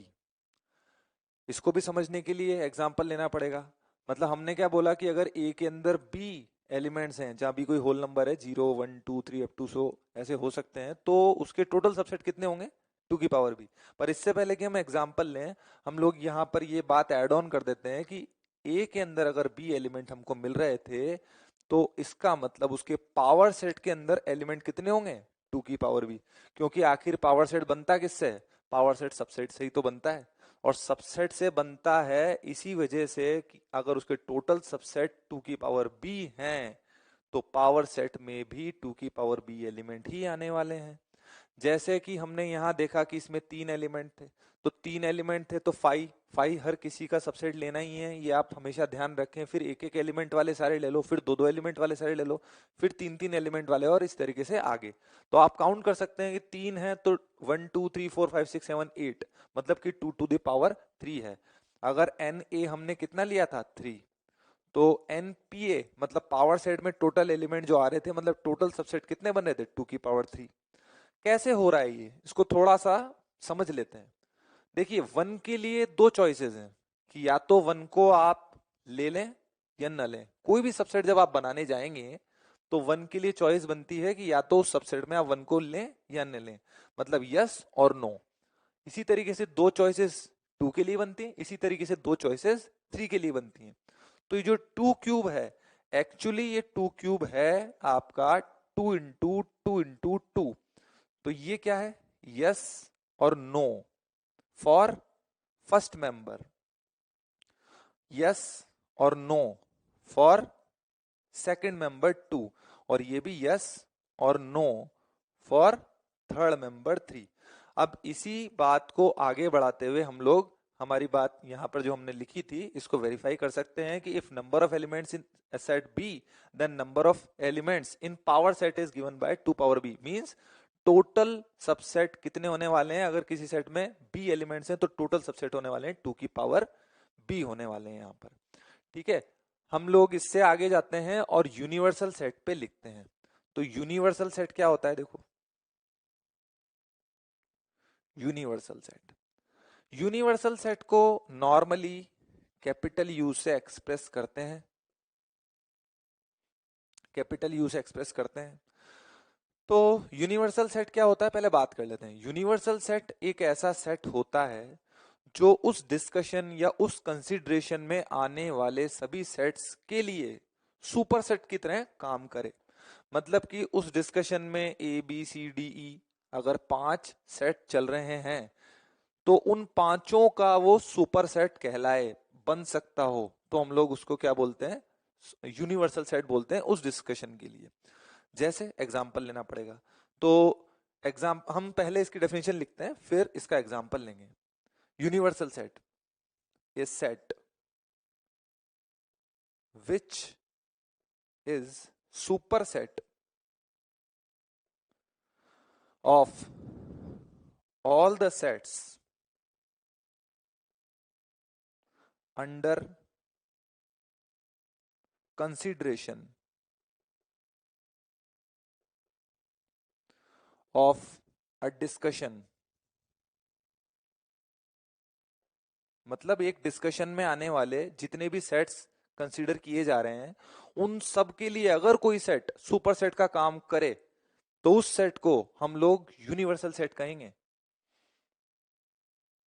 A set which is superset of all the sets under consideration of a discussion is called superset for those sets। ठीक है, इसका example ले लेते हैं। तो इसका example लेते हैं, मान लीजिए मैंने यहां पर ए सेट ले लिया और ए में ले लिया 1 2, बी में मैंने ले लिया 2 3 4, सी में यहां पर मैंने लिया 3 4 5। तो देखिए ए बी सी 3 सेट मैंने चुन लिए हैं, रैंडमली ऐसे सेलेक्ट कर लिए हैं। तो कोई सेट क्या हम लोग ऐसा बना सकते हैं क्या, जो कि कोई सेट ऐसा हो सकता है क्या कि जिसके लिए तीनों के तीनों ही सबसेट हो जाए? तो कैपिटल यू कैन बी, क्या क्या हो सकता है इसमें? अगर मैं लिख दूं 1 2 3 4 5, अगर मैं ये बोल दूं और बोलूं कि भाई ठीक है आप बताएं कि क्या ये यू ए बी सी तीनों का सुपर सेट है, तो हाँ हम लोग देख सकते हैं तीनों का सुपर सेट है। 1 2 के सारे एलिमेंट भी मिल रहे हैं, 2 3 4 इसके भी सारे एलिमेंट मिल रहे हैं, 3 4 5 इसके भी सारे एलिमेंट मिल रहे हैं। मतलब ए बी सी सारे के सारे ही यू के सबसेट हो रहे हैं, इसीलिए यू को सुपरसेट बोलेंगे। अच्छा मैं मिटा के मान लो एक मेंबर इसमें और नया जोड़ देता हूँ 1 2 3 4 5 6, क्या अभी भी इसको सुपरसेट बोला जा सकता है? हाँ सर, इसको अभी भी सुपरसेट लिया जा सकता है क्योंकि हमारी कंस्ट्रेंट जो है वो अभी लागू हो रही है, अप्लाई हो रही है, बिल्कुल हो रही है। लेकिन अगर मैं इसमें से 1 मिटा दूं तो अब ये तीनों के लिए सुपरसेट तो नहीं है। अगर हम इस डिस्कशन की बात कर लें तो अभी तो ये तीनों के लिए सुपर यूनिवर्सल सेट नहीं रहा क्योंकि ये ए का एक एलिमेंट है जो कि इस यू में हमको नहीं मिल रहा है। पर क्या अभी भी बी और सी के लिए ये सुपर सेट है? हाँ, अभी भी बी और सी के लिए ये सुपर सेट तो है। तो हम लोग इसको वापस से रिकंस्ट्रक्ट कर देते हैं और इसको इस तरीके से लिख देते हैं। तो ये यू हमने ऐसे लिख दिया है। यू अगर क्वेश्चन में दे रखा है ठीक है, लेकिन अगर क्वेश्चन में नहीं दे रखा तो यू को हम लोग एक से ज्यादा देख सकते हैं, एक से ज्यादा सेट लिए जा सकते हैं एज अ यूनिवर्सल सेट। हाँ, तो जैसा कि हमने एग्जांपल लिख रखा है, ए एक सेट लिया जिसमें 3 एलिमेंट है स्मॉल ए बी सी, और हमें इसमें क्या क्या निकालना है? Power set of A, all proper subset of A, number of elements in power set of A and number of subsets in power set of A। मतलब कि पावर A के पावर सेट के टोटल कितने subset होंगे ये भी हमें निकालना है। तो पावर सेट ऑफ A का मतलब क्या है कि A के सारे सबसेट लेने हैं। तो A के सारे सबसेट लेने हैं तो 5, सबसे पहले 5 जिसमें कोई भी एलिमेंट नहीं है वो लेंगे, फिर एक एक एलिमेंट वाले सारे ले लिए, फिर दो दो एलिमेंट वाले सारे ले लिए, फिर तीन तीन एलिमेंट वाला यहाँ पे एक ही था उसको ले लिया। तो इन सारे सबसेट से जो एक बड़ा सेट बना that is called power set of A. तो ए का पावर सेट जो है वो तो ये बन गया। ए के पावर सेट में जैसा कि हम पहले ही जान चुके हैं 2 की पावर 3 एलिमेंट्स आने वाले हैं, 2 की power number of cardinal number of A आएगा जिसकी वजह से हमको 8 आंसर मिलेगा। टोटल कितने एलिमेंट मिल रहे हैं? 8 एलिमेंट मिल रहे हैं। जैसा कि हम यहाँ पर मैनुअली देख सकते हैं, नंबर अगर बड़ा हो तो मैनुअली काउंट करने में हमें दिक्कत आएगी, इसलिए हमें फॉर्मूला लिखना पड़ेगा। अच्छा, प्रॉपर सबसेट इसके सारे सबसेट हम लिख देंगे, लेकिन एक ऐसा सेट होगा इसमें इसके सारे सबसेट में जो इसके खुद एक्चुअली बराबर होगा। तो 5 A B C A B AC BC इन सबको लेंगे, लेकिन लास्टली ABC को नहीं लेने वाले हैं क्योंकि वो सबसेट तो है पर एक्चुअली वो एक ही बराबर है। इसलिए प्रॉपर सबसेट हम जब भी लिखें तो एक मेंबर उसमें कम हो जाएगा। हम लोग इसमें एक बात ऐड ऑन कर सकते हैं कि टोटल नंबर ऑफ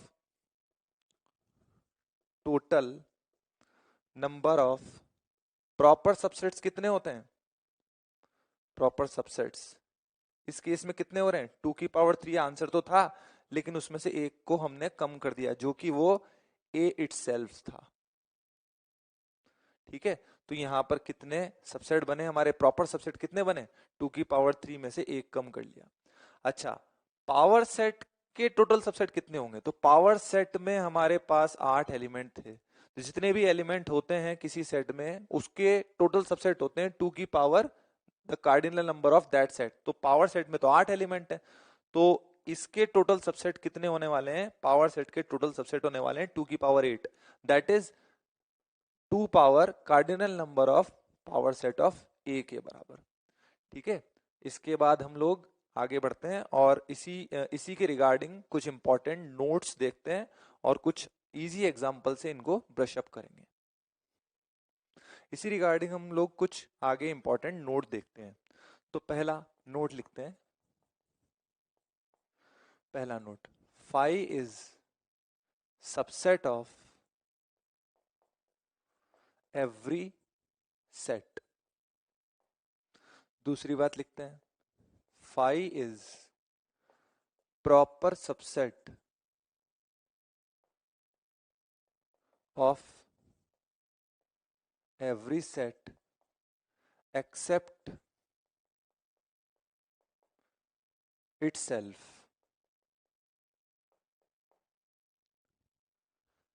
देखिए, फाई हर किसी सेट का, जब भी हम लोग सबसेट लिखने शुरू करते हैं तो फाई हर सेट का सबसेट होता है। मतलब पहला मेंबर एक सेट जो हम लेते हैं उसमें ब्लैंक लेते हैं, उसके अंदर कोई मेंबर नहीं होता। फाई तो हम लोग के सबसेट को कैसे डिफाइन कर रहे थे, सबसेट को हम डिफाइन कर रहे थे कि एक सेट दे रखा है ए, उसके अंदर दो मेंबर है, मान लीजिए 1 और 2, तो 1 और 2 की हेल्प से बनने वाला कोई सेट, मतलब एक ऐसा सेट जिसके अंदर आने वाले एलिमेंट किसी दूसरे सेट ए से लिए गए हों, तो उस सेट को ए का सबसेट कहते हैं। अब हम लोग ब्लैंक स्पेस ले रहे हैं, तो ब्लैंक स्पेस तो हर किसी सेट में अवेलेबल है, तो इसका मतलब फाई हम जब भी सबसेट लिखना शुरू करेंगे तो फाई सबसे पहला सबसेट उसमें होगा। अच्छा, phi is a proper subset of every set except itself. मतलब किसी भी सेट जिसके अंदर कुछ मेंबर आ रहे हो उनके लिए फाई हमेशा ही एक सेट तो हो ही रहा है। आप प्रॉपर सबसेट भी बोल सकते हैं अनटिल अनलेस जो सेट आप ले रहे हो वो सेट खुद ही फाई हो जाए। कोई भी सेट सपोज हमने लिया, कोई भी सेट हमने लिया, मान लीजिए ए लिया और ए के अंदर 1 2 लिया, तो phi is proper subset, proper subset. But अगर हमने कोई दूसरा सेट लिया बी और बी को भी हमने ब्लैंक ही ले लिया, मतलब एम्प्टी सेट ले लिया, तो फाई इज सबसेट। तो ये सबसेट बोलना तो सही होगा बट नॉट प्रॉपर, पर ये प्रॉपर सबसेट नहीं होगा।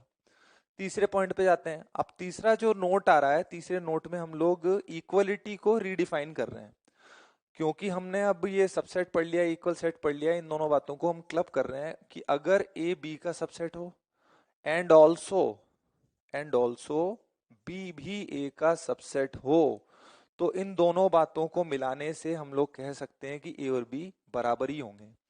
एग्जाम्पल लेते हैं यहाँ पे इसी का, जैसे मैंने ए लिखा, ए में लिखा 1 2 3 और बी में लिख दिया मैंने 1 3 2 1। तो अब आप देख सकते हैं ए बी का सबसेट है, हाँ ए बी का सबसेट है, बी भी ए का सबसेट है, हाँ बी भी ए का सबसेट है। तो क्या ए और बी बराबर हो तभी ऐसा हो सकता है, हाँ ए और बी जब बराबर होंगे तभी ऐसा होगा।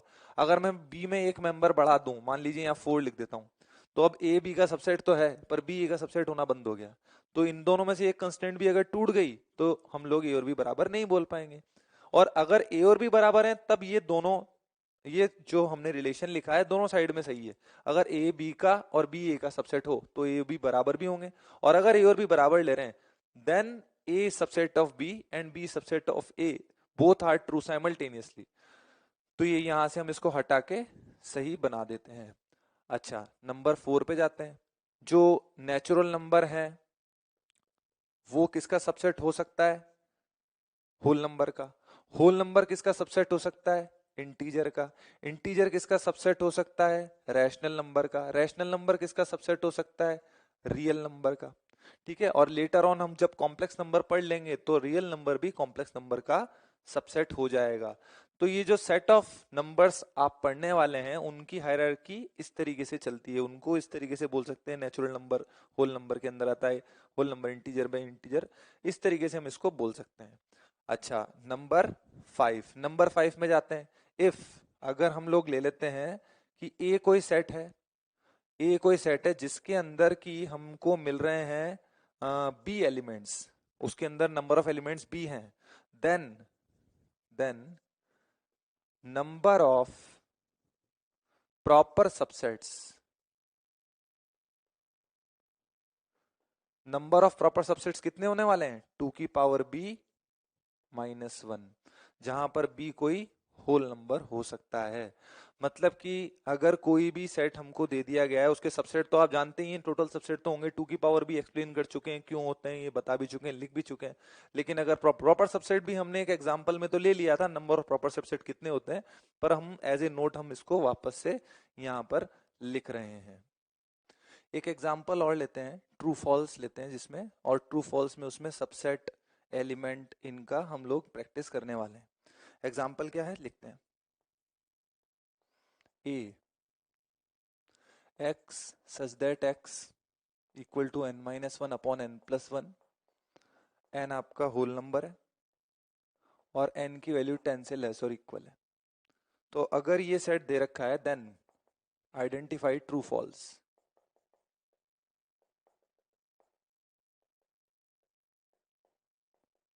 ट्रू फॉल्स को आइडेंटिफाई करें। पहला, जीरो एलिमेंट ऑफ ए। दूसरा, जीरो सबसेट ऑफ ए। तीसरा, zero is super set of A. चौथा, 1/3 एलिमेंट ऑफ ए। पांचवा, number of elements in A, cardinal number of A is 10। और लास्टली नंबर 6 हम लोग यहां लिख देते हैं। Number 6, zero is set zero, set containing zero is subset of A. तो ये हमारे पास एग्जाम्पल है। अच्छा, इनमें अब ट्रू फॉल्स आइडेंटिफाई करने हैं। अगर आप चाहें तो वीडियो को पॉज करके अपने ट्रू फॉल्स कर सकते हैं और इसको फिर वापस यहीं से प्ले करके एक्चुअल इनके सॉल्यूशन देख सकते हैं। तो आगे हम देखते हैं अब इनके ट्रू फॉल्स क्या क्या होने वाले हैं और उनके पीछे के रीजन क्या क्या है। तो पहला वाला जो है सॉल्यूशन, हम लोग सॉल्यूशन लिखते हैं तो सॉल्यूशन में पहले पहले तो आइडेंटिफाई कर लेते हैं कि ए रोस्टर फॉर्मेट में टेबुलर मेथड में है क्या।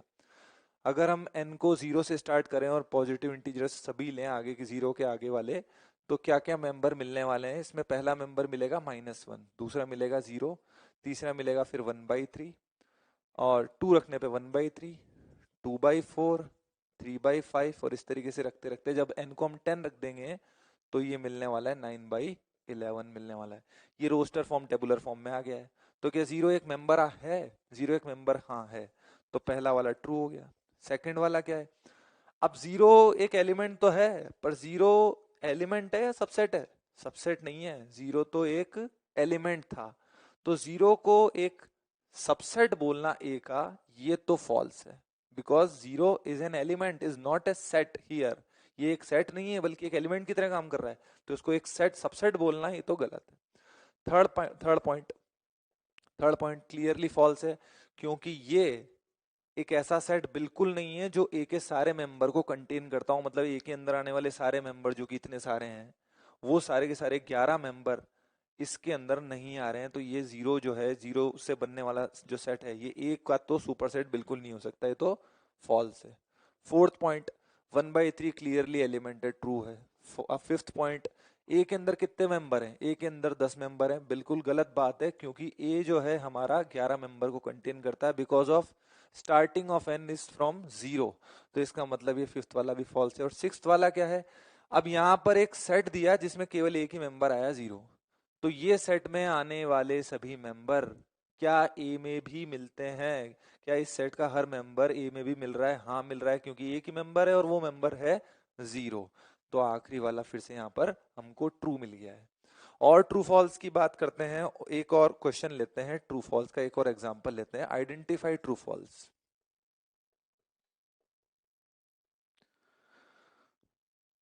Identify true false. First point, zero belongs to 5।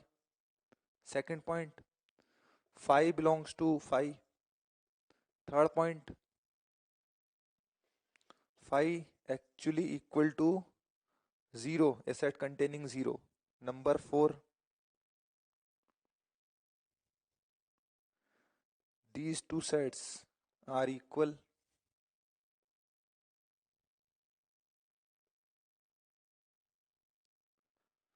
Number 5,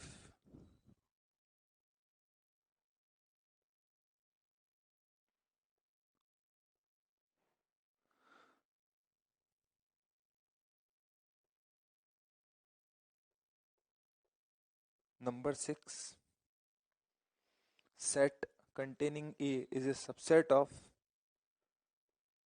this set.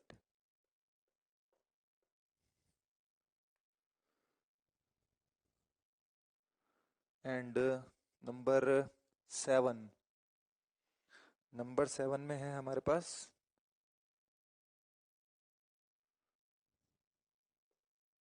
This is empty set. ठीक है, तो आइडेंटिफाई कर लेते हैं। हम लोग केवल ट्रू फॉल्स ही लिखने वाले हैं यहाँ पर, तो आप चाहें तो इसको सेल्फ अटेम्प्ट कर सकते हैं पहले, उसके बाद इसका सोल्यूशन देख सकते हैं। तो जो एग्जाम्पल हमने लिखा ट्रू फॉल्स, इसको अब हम लोग सोल्यूशन, इसका सोल्यूशन करते हैं। तो सोल्यूशन क्या है इसका? पहला वाला, इस पे हम एक एक काम कर, एक एक पॉइंट लेंगे और उसका आंसर और सोल्यूशन दोनों बताएंगे। पहला वाला, zero is an element of five. तो भाई जीरो क्या फाइव का एलिमेंट है क्या? क्या जीरो इसके अंदर हमको नजर आ रहा है? इसके अंदर कोई मेंबर बैठा है जो कि जीरो है? बिल्कुल गलत, फॉल्स, क्योंकि फाइव के अंदर तो कोई एलिमेंट कभी आता ही नहीं है। सेकंड पॉइंट पे अगर हम जाएं, सेकंड पॉइंट के अंदर जाएं तो ये बोल रहा है five is an element of five, करली bracket empty bracket is an element of करली ब्रैकेट एम्प्टी ब्रैकेट। तो ये तो ऐसी बात हो गई कि किसी खाली बॉक्स के अंदर कोई दूसरा खाली बॉक्स बैठा है, तो ये तो एक मेंबर है। ये बोला जा रहा है हमसे कि फाइव एक एलिमेंट की तरह देखिए, और क्या ये एलिमेंट इस वाले ब्रैकेट के अंदर हमको देखने को मिल रहा है? तो ये ब्रैकेट के अंदर जो भी है, तो इसके अंदर वाले मेंबर्स में से क्या ये एक मेंबर है? तो नहीं, बिल्कुल ये एक मेंबर नहीं है। ऐसे लिख लें या ऐसे लिख लें, तो एज ए होल ये पूरा का पूरा जो है, क्या इसके अंदर एक मेंबर की तरह बैठा हुआ मिल रहा है? तो नहीं, ऐसा नहीं मिल रहा है, इसलिए हम लोग इसको फॉल्स बोलेंगे। थर्ड पॉइंट पे आते हैं। थर्ड पॉइंट क्या कह रहा है? थर्ड पॉइंट कह रहा है कि फाइव जो है वो इसके बराबर है। तो बिल्कुल नहीं, जीरो इसमें एक मेंबर की तरह बैठा है, एक एलिमेंट की तरह बैठा है, और ये तो एक एम्प्टी ब्रैकेट है। मान लीजिए दो बॉक्सेस हैं, इनिशियली दोनों खाली हैं। एक बॉक्स में आपने एक प्लास्टिक का जीरो नंबर डाल दिया और दूसरा बॉक्स बिल्कुल एम्प्टी है। तो क्या जीरो एक नंबर, प्लास्टिक का नंबर डालने के बाद एक बॉक्स में जब आपने डाल दिया, तो दोनों बॉक्स फिर भी इक्वल होंगे क्या? नहीं, इक्वल नहीं होंगे। एक में जीरो कंटेन हो रहा है और एक में जीरो कंटेन नहीं हो रहा है, इसका मतलब ये फॉल्स होगा। फोर्थ पॉइंट फोर्थ पॉइंट क्या है? फोर्थ पॉइंट बिल्कुल फॉल्स है। क्यों फॉल्स है भाई? एक्सप्लेनेशन देते हैं। देखिए यहां पर जो ये वन है ना, ये वन सिंपल वन एलिमेंट की तरह नहीं लिख रखा, बल्कि एक बॉक्स के अंदर है, एक करली ब्रैकेट के अंदर है। मतलब ये जो वन है, एक्चुअली ये वन ना होके एक सेट लिख रखा है हमको, सेट के अंदर वाला एलिमेंट हमको वन दे रखा है, और टू और थ्री एलिमेंट की तरह दे रखे हैं। और यहाँ पर टू एक सेट की तरह दे रखा है और वन और थ्री एलिमेंट की तरह है। एक्सप्लेन करने के लिए, बोलचाल की भाषा में बताने के लिए हम लोग इस तरीके से बोल सकते हैं कि सपोज हमने दो बॉक्सेस लिए, और उन दो बॉक्सेस के अंदर एक, उसमें एक बॉक्स और लिया, उस बॉक्स के अंदर जो बॉक्स था उसमें वन रखा, और टू और थ्री नंबर्स उसमें ऐसे ही डाल दिए, और एक नंबर हमने वन लिखा और उसके अंदर टू एक बॉक्स में लिखा और थ्री ऐसे ही डाल दिया। तो ये जो दोनों बॉक्सेस हैं, क्या ये बराबर हैं क्या? नहीं, ये बराबर नहीं है, क्योंकि इसमें एक बॉक्स के अंदर एक और बॉक्स है जिसके अंदर वन बैठा है, इसमें बॉक्स के अंदर एक और बॉक्स है जिसके अंदर टू बैठा है। तो एक्चुअली ये दोनों आइडेंटिकल नहीं है, ये दोनों बॉक्सेस बिल्कुल आइडेंटिकल नहीं है। सिर्फ समझाने के लिए हम एक एग्जांपल ले रहे हैं, क्योंकि वन यहाँ पर एक सेट की तरह बैठा है, यहाँ पर टू एक सेट की तरह बैठा है, यहाँ पर वन एक एलिमेंट की तरह है, यहाँ पर टू एक एलिमेंट की तरह है। इस वजह से नंबर फोर्थ को हम लोग फॉल्स बोल रहे हैं। ठीक है, हम लोग नंबर फाइव में जाते हैं। नंबर फाइव में क्या है? क्या ये जो आपको दे रखा है, ये सेट ए, ये इस सेट का एक एलिमेंट है? तो हम इसको थोड़ा सा लिख लेते हैं दोबारा। ये एक सेट है और इसके अंदर हमको एक और बड़ा सेट दे रखा है। तो ये जो है, इसको एक एलिमेंट की तरह देखें तो क्या इसके अंदर मिल रहा है हमको? हाँ, बिल्कुल मिल रहा है। एक एलिमेंट की तरह ये देखा जा सकता है। ये पूरे सेट को अगर मैं एक एलिमेंट की तरह देखूं, तो बिल्कुल ये पाया जा रहा है, इसका मतलब इसको ट्रू बोलना सही है। इसके बाद हम जाते हैं नंबर 6 में। नंबर 6 में चले जाएं तो अब वापस से 6 लिखते हैं। तो इसमें पूछा है कि ये सेट, इस सेट का सबसेट है या नहीं है, तो मैं लिख रहा हूं ट्रू। क्यों ट्रू? क्योंकि इस सेट के अंदर आने वाला जो मेंबर है, क्या उस बड़े सेट के अंदर भी मेंबर की तरह ही दिखाई दे रहा है? हाँ, बिल्कुल मेंबर की तरह ही दिखाई दे रहा है। पहले हम इसको एक एलिमेंट की तरह देख रहे थे, अब हम इसको एक सेट की तरह देख रहे हैं। तो इस सेट के अंदर आने वाले सारे एलिमेंट उस सेट के अंदर भी मिलते हैं क्या? हाँ, बिल्कुल मिलते हैं। ये एक ही मेंबर है ए, और वो उसमें भी एक मेंबर ए की तरह मिल रहा है, इसलिए ये 6 पॉइंट भी हमारा ट्रू हो गया। 7th पॉइंट पे चले जाते हैं। 7th पॉइंट क्या कह रहा है? करली bracket 5 is empty set. Empty set, क्या भाई ये एम्प्टी सेट है क्या? तो मैं लिखूंगा यहाँ पर फॉल्स। बिल्कुल गलत है। क्यों गलत क्यों है भाई? क्योंकि हमसे पूछा जा रहा है बाहर वाले सेट के बारे में। जो सेट हमें दे रखा है इसके अंदर क्या कुछ भी नहीं है? नहीं, इसके अंदर फाई एक एलिमेंट की तरह बैठा है। याद रखिए, अंदर बैठने वाला एलिमेंट, किसी सेट के अंदर आने वाला, कंटेन होने वाला एलिमेंट खुद भी एक सेट हो सकता है। इसको कुछ इस तरीके से देख सकते हैं कि हम लोग एक बॉक्स ले रहे हैं बहुत बड़ा, और उस खाली बॉक्स के अंदर एक और खाली बॉक्स है। तो अगर एक खाली बॉक्स के अंदर एक और खाली बॉक्स हमने ले लिया, एम्प्टी बॉक्स के अंदर एक और एम्प्टी बॉक्स ले लिया, तो ये outer box is not empty, is not empty. बाहर वाले बॉक्स को हम लोग एम्प्टी तो बिल्कुल नहीं बोल सकते हैं, क्योंकि उसके अंदर एक एलिमेंट कंटेन है। भले ही वो एलिमेंट खुद भी एक एम्प्टी बॉक्स ही हो, लेकिन एलिमेंट तो कंटेन्ड है। तो ये पूरे के पूरे 7 पार्ट का हमने यहाँ पर इसका सोल्यूशन कर दिया है। अब हम लोग इसके आगे और 2 एग्जाम्पल लेने वाले हैं। Our next example is also based on number of subsets. तो एक एग्जाम्पल लिखते हैं हम लोग। If number of subsets of set A exceeds the number of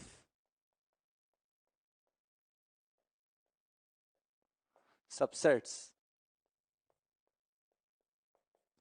of set B by 56, then find cardinal number of A and cardinal number of B। मतलब क्या है? ए के अंदर आने वाले सबसेट्स, ए के अंदर नहीं, ए से ए के जो टोटल सबसेट्स हैं उनका नंबर बी के टोटल सबसेट्स के नंबर से 56 अधिक है, 56 ज्यादा है, एक्सीड कर रहा है 56। तो आपको ए और बी का कार्डिनल नंबर निकाल के बताना है। तो मैं सजेस्ट तो यही करूंगा कि पहले आप अपने आप ट्राई करें, और अगर ना आए तो फिर आप इसको प्ले करके देख लें, लेकिन हमको अब यहाँ पर सोल्यूशन बताना है। ठीक है, देखते हैं। तो लेट ए के अंदर हमको पी एलिमेंट मिल रहे हैं, बी के अंदर हमको क्यू एलिमेंट मिल रहे हैं। तो आपको क्या बोला गया है? 2 की पावर पी माइनस 2 की पावर क्यू इक्वल टू 56। मतलब कि ए के जो टोटल सबसेट्स हैं वो बी के टोटल सबसेट से 56 ज्यादा है, ऐसा बोल रखा है इन्हें। ध्यान ध्यान से देखना कि यहाँ पर एक्चुअली आपको बोल दिया है कि exceeds the number of subsets of A exceeds the number of subsets of B. तो आगे किसका नंबर ऑफ सबसेट्स आएगा ये आपको क्वेश्चन में बता रखा है, तो ध्यान रखिएगा। और पहले जो हमको लिखना है वो कौन होना चाहिए? ए के टोटल सबसेट्स, और बाद में जो लिखना है वो कौन होना चाहिए? बी के सबसेट्स। अच्छा, इसको सिंप्लीफाई करते हैं। तो इसको लिख लेते हैं, 2 की पावर क्यू को बाहर निकाल लेते हैं, और 2 की पावर पी माइनस क्यू हो जाएगा ये, और -1 लिख सकते हैं। इधर 56 को हम लोग किस तरीके से लिख सकते हैं? 56 को हम लोग लिख सकते हैं 2 की पावर 3 और 7 लिख सकते हैं। आगे फर्दर प्रोसीड करते हैं। 2 की पावर क्यू, 2 की पावर पी माइनस क्यू -1, और 2 की पावर 3, और 2 की पावर फिर से 3 -1, इस तरीके से लिख सकते हैं। तो क्लियरली यहाँ से हमको पता चल रहा है कि Q को कितना ले सकते हैं हम लोग? Q को 3 ले सकते हैं, और P माइनस क्यू को कितना ले सकते हैं? अगेन 3 ले सकते हैं। इसका मतलब P की वैल्यू 6 आ रही है। तो यही हमको चाहिए था। Q कौन है और P कौन है? P कौन है? एक्चुअली P है कार्डिनल नंबर ऑफ A, और Q कौन है? Cardinal number of B। तो यहाँ पर इसका सोल्यूशन कंप्लीट हो गया है। तो एक एग्जाम्पल पावर सेट पे और लेते हैं। इंटरेस्टिंग एग्जाम्पल है, बहुत ध्यान से समझिएगा। सपोज हमें बोल दिया जाए कि फाइंड P ऑफ फाई। मतलब क्या है कि फाई के पावर सेट का पावर सेट निकालना है हमको। फाई के पावर सेट को निकालो, जो आंसर आए उसका फिर पावर सेट निकालो और उसका फिर पावर सेट निकालो। तो ये P ऑफ फाई आखिर होगा क्या? तो हम लोग कॉम्प्लिकेसी को थोड़ा सा कम करते हैं, सॉल्यूशन लिखते हैं यहाँ पर। पहले ही हम लोग पहले P5 लिखते हैं।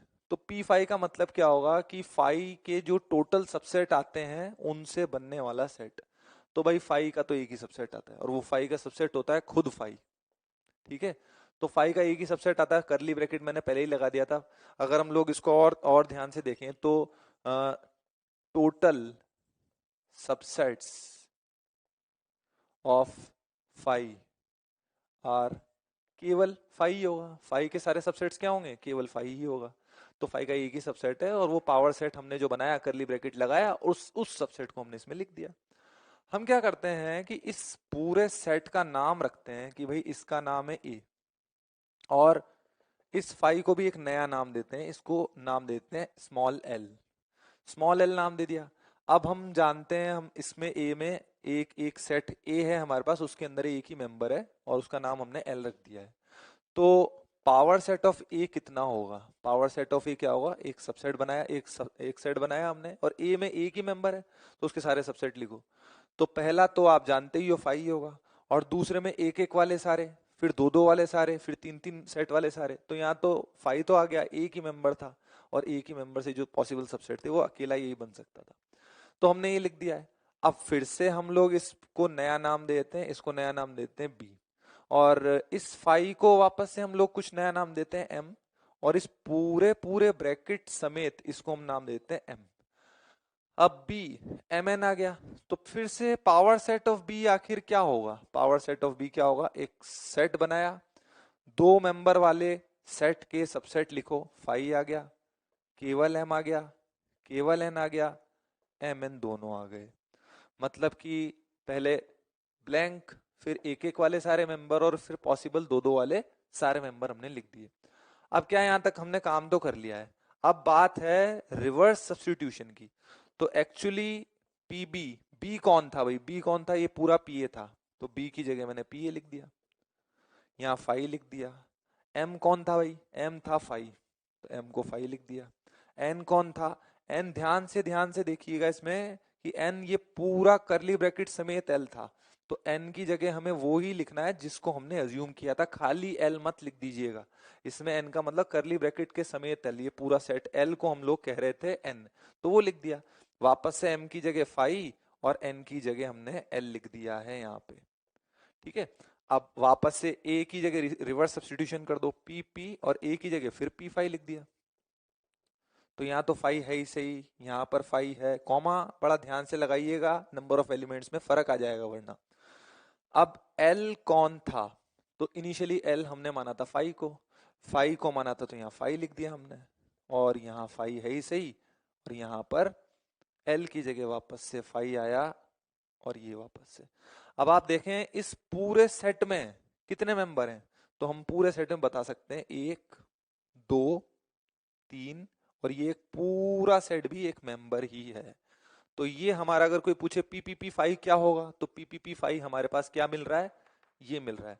हाँ, नंबर ऑफ एलिमेंट्स अगर पूछ ले कि भाई number of elements PPP five आखिर क्या होंगे, तो पीपीपी फाइव हमारे पास कितने आ रहे हैं? 4 आ रहे हैं। 4 कैसे आया? 4 आया, अगर हम लोग इसके लिए टोटल सबसेट देखें तो ये 4 किससे आएगा? टू, पहले पहले 5 के कितने सबसेट थे? मतलब नंबर ऑफ P5 कितने थे? नंबर ऑफ P5 थे आपके पास 1, 2 की पावर 0, मतलब कि 1 आया। फिर उसके बाद नंबर ऑफ PPP5 कितने थे? PPP5 2 टाइम्स P5 कितने थे आपके पास? ये थे 2 की पावर 1, तो ये 2 आया। अब अगर हम एक P और लगा दें, number of elements in PPP5 3 times P आ गया है, तो ये 2 की पावर कितना मिल गया? 2, 4, और 4 ही तो मिल रहा था हमको यहाँ पर। मैनुअल काउंटिंग हमने की, और अगर हम लोग वैसे कार्डिनल नंबर की हेल्प से हम लोग पावर सेट में कितने एलिमेंट होते हैं जो कि हमने फॉर्मूला लिखा था, अगर उससे कैलकुलेट करते हैं, उससे भी हमको लास्टली यही पता चलता है। मैं आपको सजेस्ट करूंगा कि इस एग्जाम्पल को आप जरूर रिवाइज करें, बिना देखे करें, नहीं आता है तो फिर देख के इसको ट्राई कर सकते हैं। तो डियर स्टूडेंट्स, आज जो हमने पढ़ाई की उसके बेस पे आपका जो होमवर्क बनता है मैं आपको बता देता हूँ। एनसीईआरटी में 1.1 1.2 आप इजीली कर सकते हैं, इसके सॉल्व एग्जाम्पल भी करने हैं, इसका कोई टेक्स्ट है उसको भी पढ़ना है, और सारे अनसॉल्व एग्जाम्पल तो लगाने ही हैं। और जो अपनी शीट है, शीट का बता देता हूँ आपको। एक्सरसाइज 1 पार्ट 1 में A 1 2 3 4 5 6 7 इनमें भी इंडिविजुअल क्वेश्चंस में भी पार्ट्स हैं, वो सारे पार्ट्स बहुत ध्यान से करिएगा। 1 पार्ट 2 में A 1 2 3 4 5 ये, और 1 पार्ट 3 का केवल पहला मैच द कॉलम। ठीक है, ये आपका आज का होमवर्क है, बड़ा ध्यान से अटेम्प्ट कीजिएगा। पर ध्यान रखें, इसको अटेम्प्ट करने से पहले एक बार मेक श्योर कि जो भी थ्योरी हमने पढ़ी है वो आपको अच्छे से आती हो, वो क्वेश्चन जो हमने लगाए हैं उनको आप बिना देखे करने में सक्षम हो। Thank you.